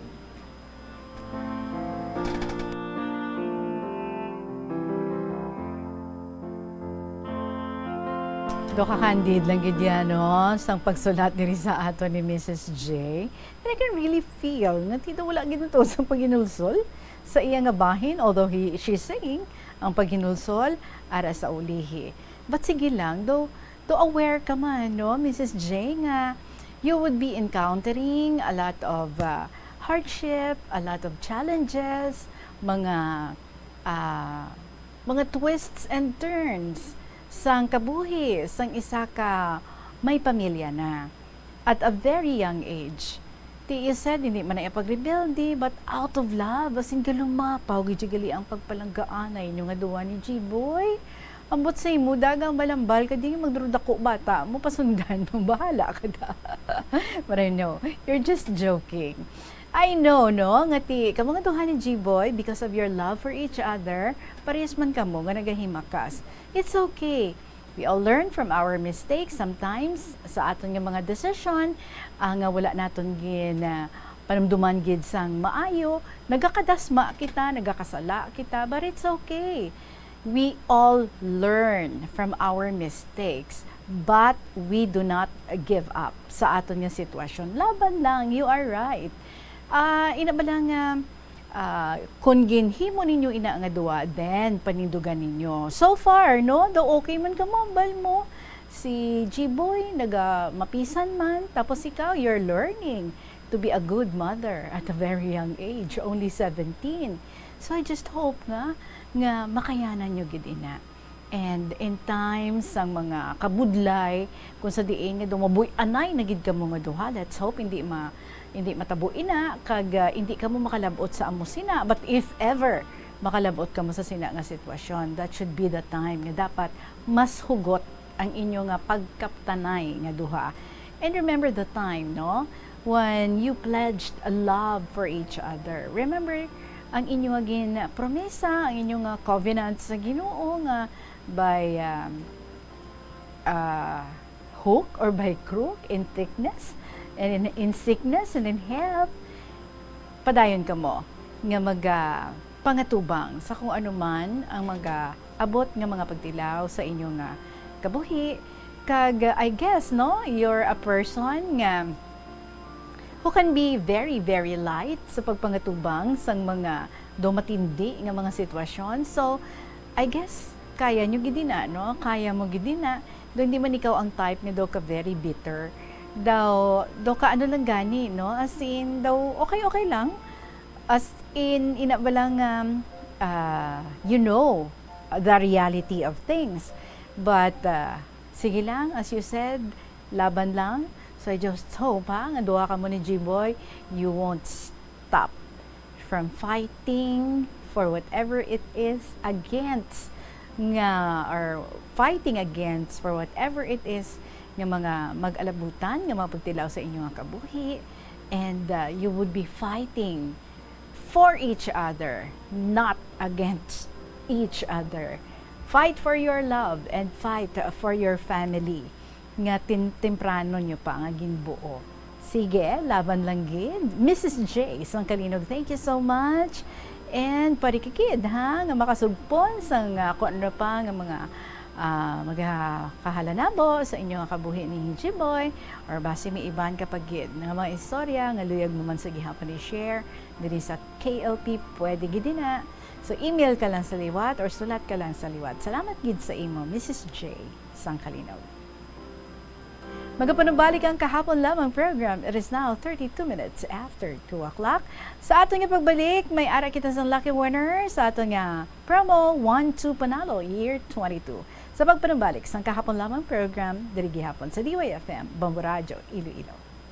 Nakahibalo ka bala nga ang color ang makaapekto sang imo nga modo? Santo sa pagtuon sang American Home Shield, mayara sang correlation ang color kag mood. Kaangay sang pula nga nagapataas ang blood pressure kag heart rate. Apang mas maayo ang duag nga pula kunyara ini sa kusina, bangod mas nagapagana ini sa pagkaon. Ang shades nga blue kag green ang ginaabiso sa mga psychologist nga nagakadapat yara sa sulod sang imo kwarto, bangod ini nagapakalma sa paminsaron sang tawo. Likawan ang mga disgrasya nga dulot sang kuryente. Tabunan o konselyuhan ang mga wala nagamit nga electrical outlets. Ihaboy o kung ipa-repair ang mga electrical items nga may samad nga cords. Hukson sa saksakan ng mga electrical appliances antes ini i-repair. Hindi paghuslo na mga plug halin sa outlet nga ginabutong ang cord kay basi mabugto ini. Hindi pagpunon sa nakasaksak nga mga appliances o kon gadgets sa mga salaksakan. Hindi magtandog sa electrical appliances kung basa ang imo mga kamot. Likawan ang pagsaka o kung pagtandog sa puno o kung sangasang kahoy nga may nagalaylay nga kuryente. Kultura naton nga mga Pinoy nga magpreparar sang madamo kag sari-sari nga mga pagkaon sa panahon sang Pasko.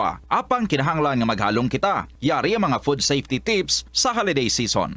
Hugasan sang maayo ang kamot antes maghawid sang mga pagkaon, ilabi na kung ginapreparar pa lamang ang mga ini. Ipasiguro man nga matinlo ang lababo, lamesa kag ang mga utensils o kon ang mga ginagamit naton sa pagluto. Proteksyonan ang kusina batok sa mga sapat-sapat, peste, ilaga kag iban pa nga mga gasapatan nga makahigko diri. Magamit sa matinlo ang tubig kung maghugas ang karne, prutas, ulutanon kag iban pa nga mga panakot. Hugasan sang maayo ang mga prutas kag ulutanon kun kaunon ini sang hilaw. Kinahanglan nga separado nga kutsilyo kag tapalan ang ginagamit sa paghiwa sang karne, mga panakot kag mga prutas o kun indi gani hugasan sang maayo ang kutsilyo antes gamiton sa paghiwa sa iban. Lutoon sang maayo ang pagkaon, ilabi na ang karne, itlog kag seafoods. Takpan o kon putson sang maayo ang mga pagkaon, agud marikawan ang kontaminasyon. Kung nagatangkas sang pagkaon, siguruhon nga napaidalom ang mga hilaw nga pagkaon agud indi matuluan sang ila tagas ang mga naluto na.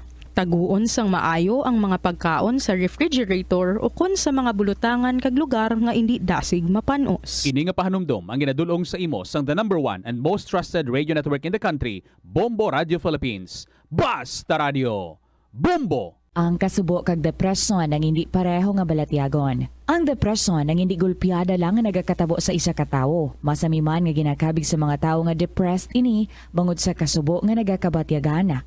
Ang kasubo temporaryo lang nga nagakabatyagan sang tawo kag masami nagadugay sang pilalang kaadlaw. Samtang makabig naman nga nag-experience ikaw sang depresyon kung masobre na sa 3 ka bulan nga nagabatyag ikaw sang kasubo. Importante nga mahibaluan ang mga naga-trigger sa nga mga balatyagon agud nga mahibaluan kung paano ini nga bulngon. Umpisa sang pandemya nangin mas conscious na ang mga tao sa personal hygiene bilang kabahina sang COVID-19 prevention. Apang magluwas sa COVID-19 madamo pa sang iban nga germs kag virus ang kinahanglan likawan agud indi mag-angkon sang sakit. Yari mga proper hygiene practices nga dapat muhimuon agud maligawan ang nagkalailain nga sahay isang balatian.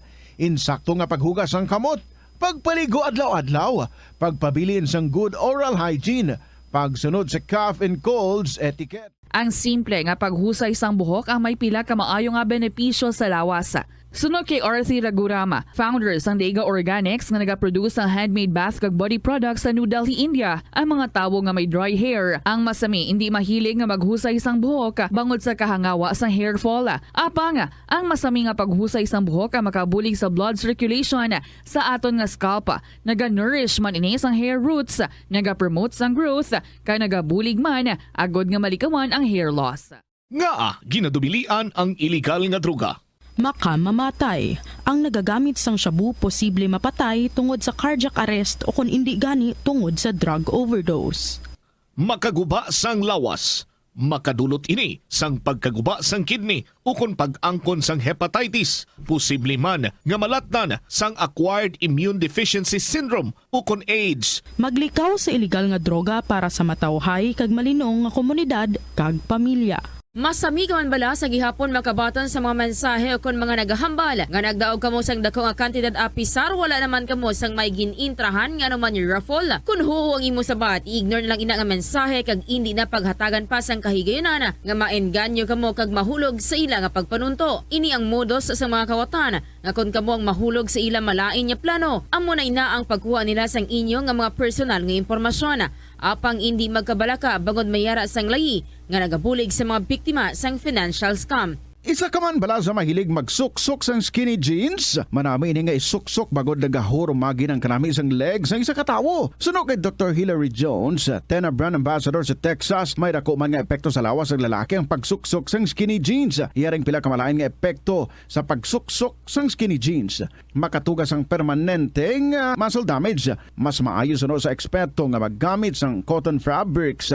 Agod mangin komportable kag magkalikaw sa hindi maayong epekto sa lawas sang skinny jeans. Kabombo! Nagapalibog ka bala kung ano nga regalo ang imo hatag sa imo ihado kag ihada? Hindi kinahanglan nga mahal, basta makahulugan lamang kag mapuslanon para sa imo hatagan. Yari ang pila ka mga ideya sa pagpili sang regalo. Kung masarangan, mahimo mo nga ihatag kung ano mismo ang ila ginapangayo, bangod patod nga magustuhan nila ang imo regalo. Mahimo mo man nga mahatag kung ano ang ila kinahanglan, kaangay abisang school supplies, kag iban pa kung sila ang nagaeskwela. Mapuslanon gid kung ang imo regalo, sarang nila masuksok kaangay sang bayo, pantalon ukon sapatos. Pukawa man ang ila interes sa pagtuon kag sa pagpalapad sang ila mga kinaadman pinaagi sa pagregalo sa ila sang mga libro. Sorpresahan man sila pinaagi sa paghatag sang regalo nga sa ulihim marealisar nila. Kinahanglanon gid gali nila. Ang Pasko wala ginatakos sa bilis ng regalo kundi sa kahulugan sini kung sa diin makatuon kita nga mangin maalwan kag mapinasalamaton sa mga grasya nga aton mabaton. Ini nga pahanumdom ang ginadulong sa imo sang the #1 and most trusted radio network in the country,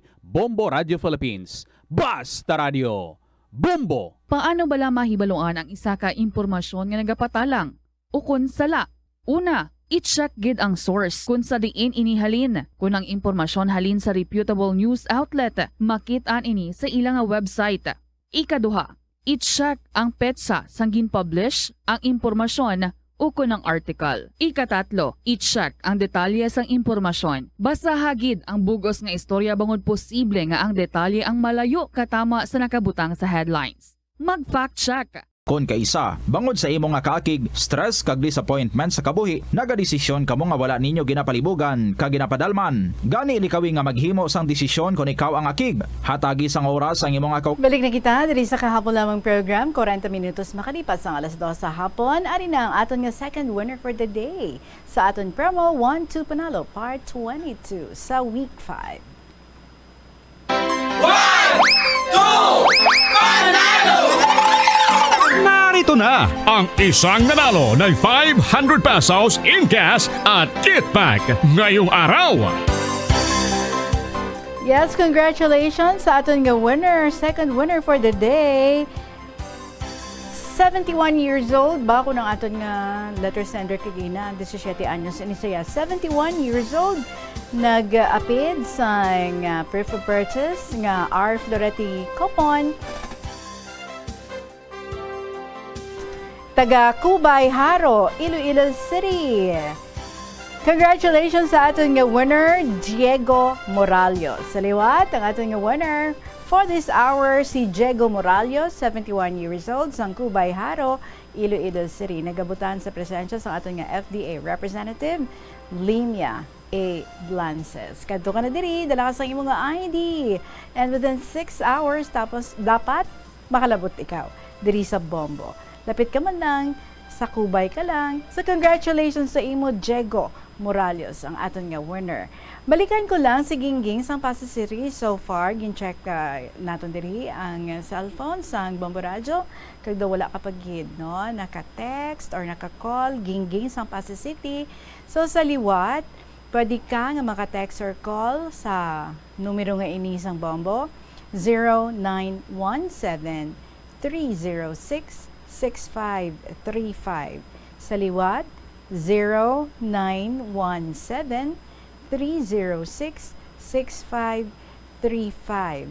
Gingging, palihog text ikaw diri, kag pahibalo ka sang imo nga real name para nga maka-call ako sa imo or maka-text ako sa imo, ma-prepare nato ng pag-interview sa imo this coming Saturday.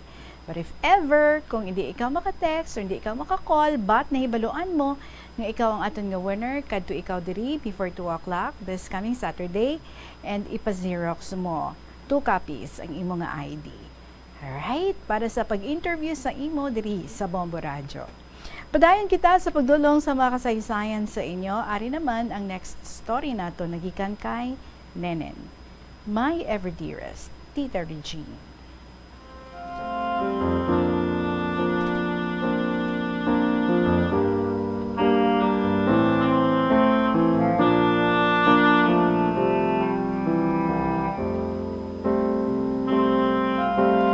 Mayong hapon sa imo, tita.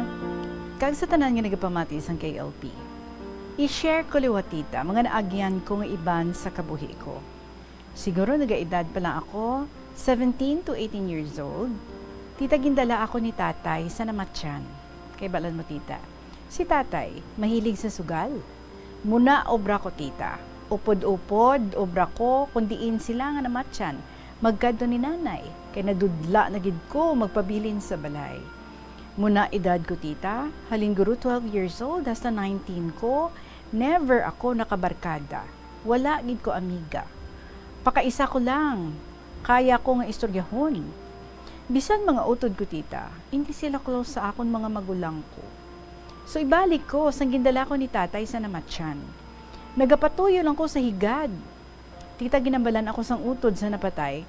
Nasa linya entra katunen sa naga truth or dare. Para ko numadula tuyo ko. Kag malingaw man. Kag hindi ko ayawan hulat kay tatay. Baw tita, nahuya ako kay first time. Kag hindi ko pa sila close. Siguro tita, mga kaedad ko man sila. Sang pag-entra ko na, baw, sa akon gid nagtubang ang ba ka botelya. Ginmangkot ko nila kung truth or dare. Kaya ba ko tita, truth? Timangkot ko nila kung nakaagi na ko kuno crush or nobyo. Sabat ko tita, wala. So tapos tita, ginpalibot naman ang bote. Sa lalaki nagtubang. Siya naman ginpamangkot. Truth or dare? Sabat niya, dare. Ari, sugoon ka namon. Palapitan mo, kag pangilalahon, kung sino sa amon ang gusto mo manobya. Baw tita, ako ginpalapitan niya, kag nangilala siya. Baw tita, nakilig sila ya, pero ako wala. Gipamangkot ko sa lalaki, kung sino ko, wala ako nagsabat. Kay ara man lang lapit gawa si tatay. Nahadlo ko, base akigan niya ko, nga nag-istorya ako sa lalaki. Pero te, daan ka imon si tatay tita. Si nanay gani, wala may naubra nga malain, ginhimo-himuan niya sala. Dira dayon halinan sang alawayon nila. Ti ibalik ko tita sa lalaki, wala gid siya naghalin sa tubang ko, kun wala ako nanunggid sang pangalan ko. Sa kahadlo ko tita, nga makita ni tatay, ginsugid ko dasig pangalan ko para makahalin na siya. Tapos to tita, naguntat na lang ko kag nagpatulog-tulog sa kilid kalungon. Pagkahapon tita, isa lang ko sa balay kay ato si tatay sa banwa. Aga pa na siya naghalin sa balay, igo siya nagpuli, mga 3 p.m. May nagkadto sa balay, 3 ka lalaki. Isa dira, ang lalaki nga nangilala sa akon sa namatyan. Tapos tita, damo tawo sa babaw bukid. Bala mo tita, balay namon sa ubos. Kaya malapit kami sa bukid nga mataas kaayo. Kung sa kaon mo na tita, daw maubusan ka hangin, makasaka ka to. Ginatawag namon nga baloy ang bukid. Baw tita, namasyara ang among lalaki sa akon. Damo-damo padalaya nga barkada. Pati tong sa baloy nga mga tao, barkada ya pagali. Naghimo-himo pa to sila tita balay-balay para tambayan nila. Sang-ara ang lalaki sa banawang namon, naabtan gid sila ni tatay. Tita, ubog-ubog si tatay. Pagkita ni tatay sa ila, hambal ya, gaano ka mo dire? Buakig-akig si tatay sa ila, hambal ni tatay sa ila. Mangilala ka mo sa bata ko? Ari inyo, kay panglabuon ko kamo. Tita, nagpalang dalagan sila pabaloy. Pati ako tita, nagdalagan man pabaloy. Kay tanan sila ginpanghambalan ko, palagyo kamo, kay hubog si tatay, panglabuon niya kamo. Pangdalagan sila tanan, paubos sa pihak bukid. So ang ibang tita, gabalintong sa pagpalagyo. Wala man sila nagbato, sa kay tatay, hadlok sila. Baw kita ko si tatay tita. Gapasaka sa baloy, baw nagadiwal na dila iya sa hapo. Hubog pa abi tita. So paglabot niya na sa akon, mangkot niya, kundi na sila, way ko nagsabat, kay gakurog na ko sa kulba. Nakita niya tita sa layo na, kag nagsinggit, balik-balik pabala ka mo di, kay mahulma gid binangon ko sa likod niyo. O sige buyayaw, nakita ya tita ang balay-balay sa mga lalaki, ginpang labo-labo ya, hasta magkalabuguba, kaginpang haboy. Ginuluuluhan ko si tatay. Siling ko nga hindi ko to sila yanobyo, tay. Wala gani ako nakakilala sa ila. Hindi ko gusto, tay, nga mapreso ka. Baw sige, hinibi ko. Siling ko, tay, mapuli na ta. Kay maabot na si nanay pagkadugay-dugay. Kay daw may ginbakal to si nanay sa Rojas, tita. Ginpati yaman ko. Kaginhambalan niya lang ko, nga hindi ko gusto nen nga magnobyo-nobyo ka. Kay ginapa-eskwela ka. May handom pa kami nga makatapos ka. Kag isa pa, pakatlo mo ina nga lalaki, hindi ina maayo pamilyaya. Makawat, mapintas, maoy. Ano ipakaon niyo sa imo sa ulihi? Halin sa kinawatan? Sabat ko tita, wala ko yatay naluyag sa iya. Bo tita, Naglaptan na dason ang balita nga may nobyo ko kuno. Ginkigan ko sa mga magulang ko nga naganobyo-nobyo na ko kuno. Halos tanan sila tita, puro sumbat. Pati mga pakaisa ni tatay, ginahikayan ko nila tita. Damo kuno lalaki, paryente ko pa, kag hindi pa maayo ilabatasan. Grabe mga kadasig sa mga marites, no? Gahibi lang gid ko tita. Nainit ko sa ila, kay wala man lang ko nila yung pati, bisan gaprangka na gid ko, nga hindi ko nobyo. Kibot lang ko gani, nangaluyag sila sa balay. First time ato tita nga nangaluyag sa akon, wala gid ko katilaw nobyo. Sang ara pa ko sa poder sa mga ginikanan ko. Never ako tita nga nag-enjoy, never ako nga nagbarkada. Stress utok ko sa ginikanan ko. Feeling ko tita, wala nagid ko karapatan magkalipay pa. Bisan ginahagad ko sa pakaisa ko mamayle, kung magfiesta, wala gid ko gaupod, kay hadlok ko akigan, kag mahuloyon ako tita. Never gid ko tita naglaong kay nanay nga makadto sa baylihan. Isa pa tita na hadlok ko, may mag-inaway sa baylihan? Ay mga magulang ko na tita sa una, kung hindi sila pagsugtan mamayle, ginapatulog lang nila si tatay kag nanay, kag mag-agi sa bintana. Nalipay na sila, kung tulog ginikana namon, kay makatakas sila. Si tatay, sa pertahan gihigda, para mabatyagan niya, kung may magkadto sa baylihan. Wala siya kabalo, nga may bintana pa. Bilin ako ya tita sa kwarto, wala gid ko gapanugid kanday tatay, kay gamo naman, kay basi isakiton magulang ko. Bisan si nanay tita, grabe maakig sa magulang ko kon mamaylihan. 1 month before tita, nga diri na ko maestar kag maeskwela sa Iloilo. Fiesta gid to sa lugar namon. Ginpilit gid ko sang pakaisa ko nga makadto sa baylihan. Hindi ko kay hubog si nanay, at tuman si nanay kag tatay tita sa balay sang konsehal. Kay si nanay na ilatalawgon kung may okasyon para magtigang. Lapit ilabalay sa baylihan. Hubog si nanay. Muto nga time, so tita ginlaong ako sa pakaisa ko kay nanay. Kag nagsugot man si nanay tita, kag mapailo-ilo man ko dason bulan.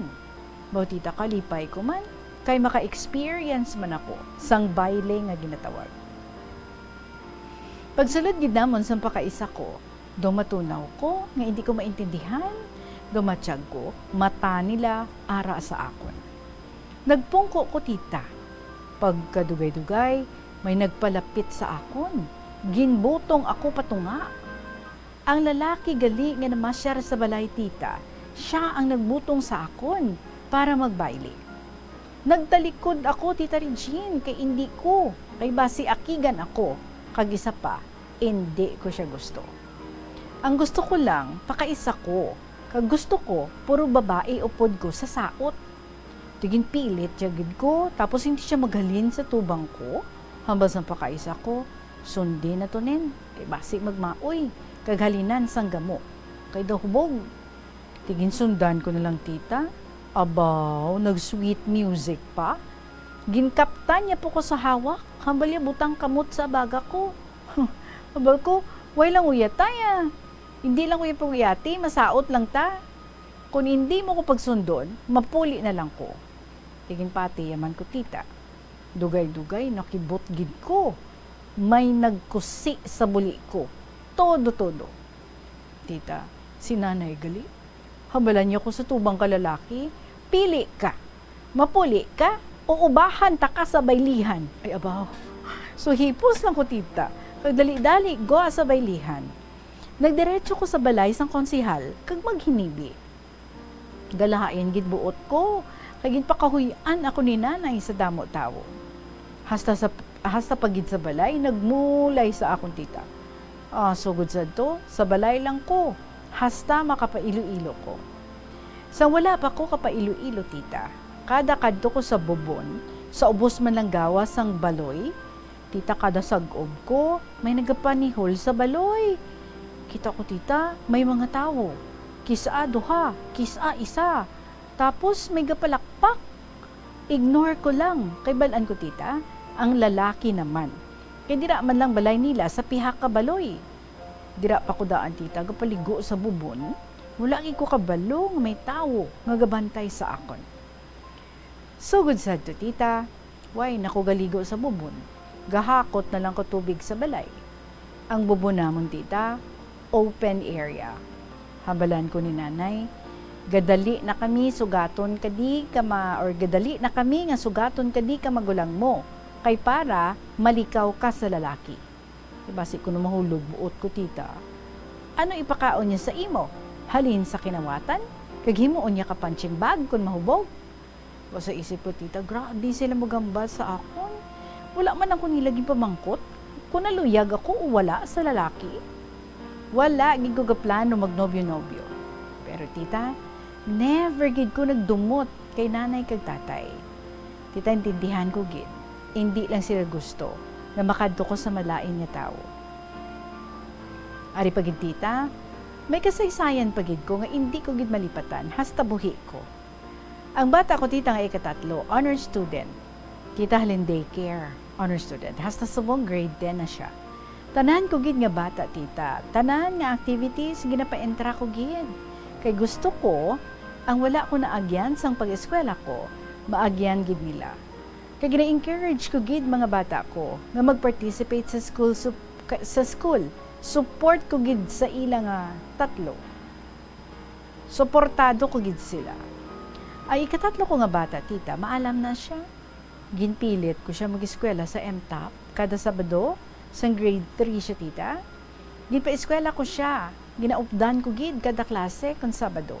Hulat ko gid hasta magbuhi siya. So, nag-grade 4 siya, tita. Ginpapilit ko siya liwat. Mag-eskwela sa MTAP, diri sa Haro 2. Tita, hindi siya, kaya wala siya kuno classmate. Parehos, sa nagligad. Why na siya mahimo? Kaya nakabayad na ko. Lipat ko, tita, kung pila na to kasabado. Ginpilit ko bata ko mag-eskwela. Kaya hindi siya, kaya tamad siya kuno maglakat. Kaya sakit ulo niya. Ginpilit ko gid, kaya hindi ko gusto nga may mamiss siya nga lecture ni ma'am niya. Nagpati man sa ako ng bata. Isa pa, ginabalan ko siya, nga idulong talang kabe, kay manglabada ko anay, diri sa amiga ko, sugaton talang kabe, magbuhi ka. Hulaton mo lang ko sa kwarto mo, ha? Kay hindi man na sila tita pagpagwaon sa maestra, kung wala sugat o guardian. Naghibi ang bata ko tita, kay hindi siya gusto nga bayaan ko to, kay waay siya classmate. Hambal ko, sugaton ta ka, hulatagid ko di. Kung may maghagad sa imo, hindi ka gid magupod, ha? Nagpati man siya tita, pero nagahibi. Ginbinlan ko pamahaw niya, kag maglakat puli, kay may labada pa ko gahulat. Sa wala pa ko katapos laba tita, pila na ka oras, naghambal ang amiga ko nga ginalabhan ko nga may balita ko no sa Haro nga may sunog. Tita pagbati ko, slingko diin sa Haro. Sa kalubihan ko no, ang mga estudyante ko no sa Haro to, ginpapuli, kay grabe ang aso. Gasala na ko tita. Gintagaan ako pletis ang amiga ko, hambal kong bata ko to, Diyos ko, ginbayaan ko lang to isa. So sakay ko sa jeep tita, basa-basa ako. Dumaan nun ako nga makaabot sa bata ko. Kay basi madala sa sunog. Kay hambal nila, hindi nakitaon ng eskwelahan. Sang puwerte nga aso. Sa sobra ko kapamensar kag dali. Ay ko tita kapleti sa jeep. Pagpundo ka jeep sa stoplight, dalagan ko pa kadto sa Haro 2. Kita ko tita, damo aso. Kag ang mga estudyante, gapala uli na. Upod ila mga nanay. Hambal ko ang bata ako. Pagsulod ko tita sa compound, ang mga bata nga wala sugat, ginpatipon nila sa stage. Tapos may gahambal nga amunitanan ang estudyante nga bilin. Ang wala na nasugat, gin isa-isa ko tita. Wala dito bata ko? Sumangkot ko ang maestra. Guro ma'am, hambal ko, may estudyante pa. Sa room sa likod, kay dito kwarto ka bata ko. Sabat niya, why na to, kagintipon tanan diri. Pero ginpangita ko gid bata ko sa room niya. Pero wala gid to. Daw mawawaw na ko tita. Wala ko kabalo kung ano himuon ko. Kundiin nagkadto bata ko. Kay hindi man to katultol magpuli. Kag wala gid siya kwarta. Gahinibi na ko tita. Daw malipong ko. Ginabasol ko gid kaugalingon ko. Sobra nga ang ginbayaan ko pa bata ko. Kaginpilit ko pa maeskwela, bisan hindi niya gusto. Kapila ko siya tita balikon sa kwarto niya, wala gid. Balik naman ko sa stage. Hambal ko sa galawag, lihog lawag sa bata ko, amo ni pangalan niya, hambala ari ko di sa stage, ginapangita ko siya. Katatlo gid lawagon pangalan niya. Nga ari si mama mo sa stage, gapangita sa imo, kadto kadi ari di siya. Wala gid tita, may nagpalapit sa akon. Hambal ni ma'am, basi may ginupdan o basi may nagsugat na sa iya. Sabat ko kay ma'am, ginambalan ko to siya ma'am, nga hindi siya mag-upod kung hindi ako ang masugat. Sige hibi ko tita. Nagwa ko tita sa eskwelahan. Hambal ko sa isip ko, kung hindi ko makita bata ko, mangin matay ako. Ako gid balasulon kung madula bata ko. Hindi ko kaya mabuhi kung madula bata ko. Diin ko bala pangitaon. Diin siya nagkadto. Sino nagkuha sa iya? Sino ginupdan niya? Puno-puno tita utok ko sa time nga ato. Nagsakay ko liwat sa jeep, sangga sakay ako, gahibi ko kung diin bata ko. Ginabasol ko gid kaugalingon ko. Patsyon ako sang basol sang bana ko o sang pamilya ko. Hambal ko sa isip ko, kung hindi ko makita bata ko, bahala na ang Diyos magpatawad sa akon. Pag-abot ko tita sa footwalk namon, ara sila gahulat sa akon, pati ang bata ko nga si Barbie.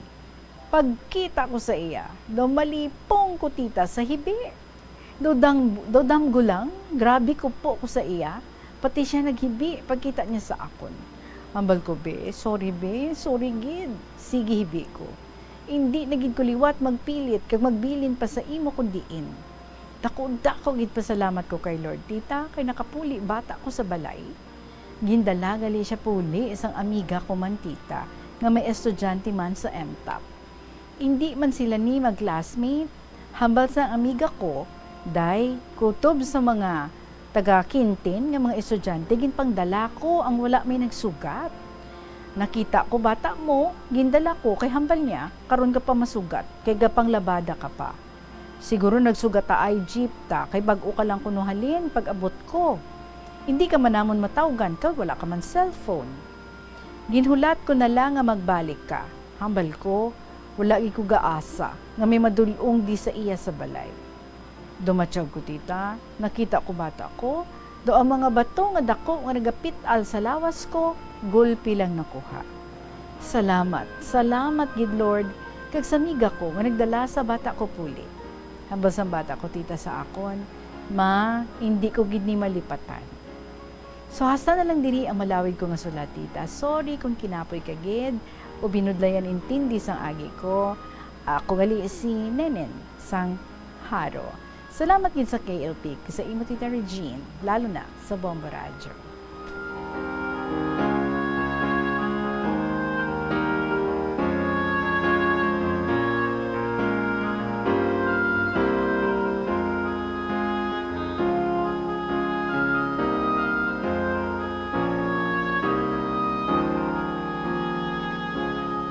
Wow, pati kami daw nakaginhawa man sa madalom. Kung isa ikaw ka Iloy, I am sure no ma-feel nyo gid ang nabatsyagan sang aton diri ni Nenen no sang natabo sa iya nga bata.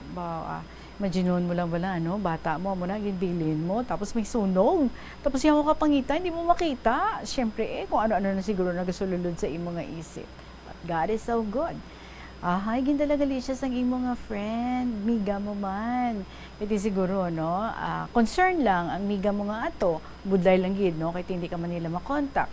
So, kung ano-ano na to gusto sa imo nga isip. Times like this, no, how we all wish that all of us have cell phone. But sige lang, that is one incident nga I am sure you would never ever forget. Kagatuman ang imong nga pagpasalamat sa Ginoo nga wala maano ang imong nga bata. Nagkita ay pa kamo nga duwa. Kung ano-ano na to yan nagasulod sa imong nga isip, no? Sang time nga ato. But then, okay gid because nga safe, in good hands gali ang imong nga bata. Bawa. A lesson for all of us. But who would ever think, no? Nga matabo ang amusina, kay tiyang imuman lang niya. Sigurado ka man, yan, tibalikan mo gid ang mga bata. Pero sino maguna-una nga matabo gali ang amusad to nga insidente. But anyway, dugin test gid ang inyong faith, kay dugin, pati ang imong nga bata, no? I'm sure may mga learnings man siya sa natabo nga to. So thank you so much, kids, sa imo nenen, sa pag-share mo diri sa ining hitabo sa imo nga kabuhi. Ginapasalamatan ko man si Gingging sang Pasay City nga nag-respond na. Naka-reply na siya and she said should be coming here this Saturday. Sige, thank you, Gina. Okay, ang imo gali nga real name ara sa picture. Pangitaan ko to liwat ang picture. Anyway, see you this coming Saturday for your interview, Gingging sang Pasay City. Way na kita sa nabilin nga oras, mga kabombo, salamat gid. I hope nga nag-enjoy kita tanan sa mga istorya nga aton nga nabatian. Mas maga-enjoy ako kung imo naman dira istorya ang aton nga mabasahan, especially if wala ka pa kaagi gid share diri sa KLP. So i-share na ang imo nga istorya sa kabuhi. I-email sa bombo_iloilo at bomboradio.info or isulat and ipadala lang sa kahapon lamang program DYFM Bombo Radio Iloilo, Sky City Tower, Mapa Street, Iloilo City.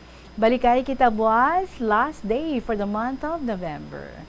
Maraming salamat sa inyo sa gihapon, inyong alagad si Tita Regine para sa kahapon lamang program. Good afternoon and God bless.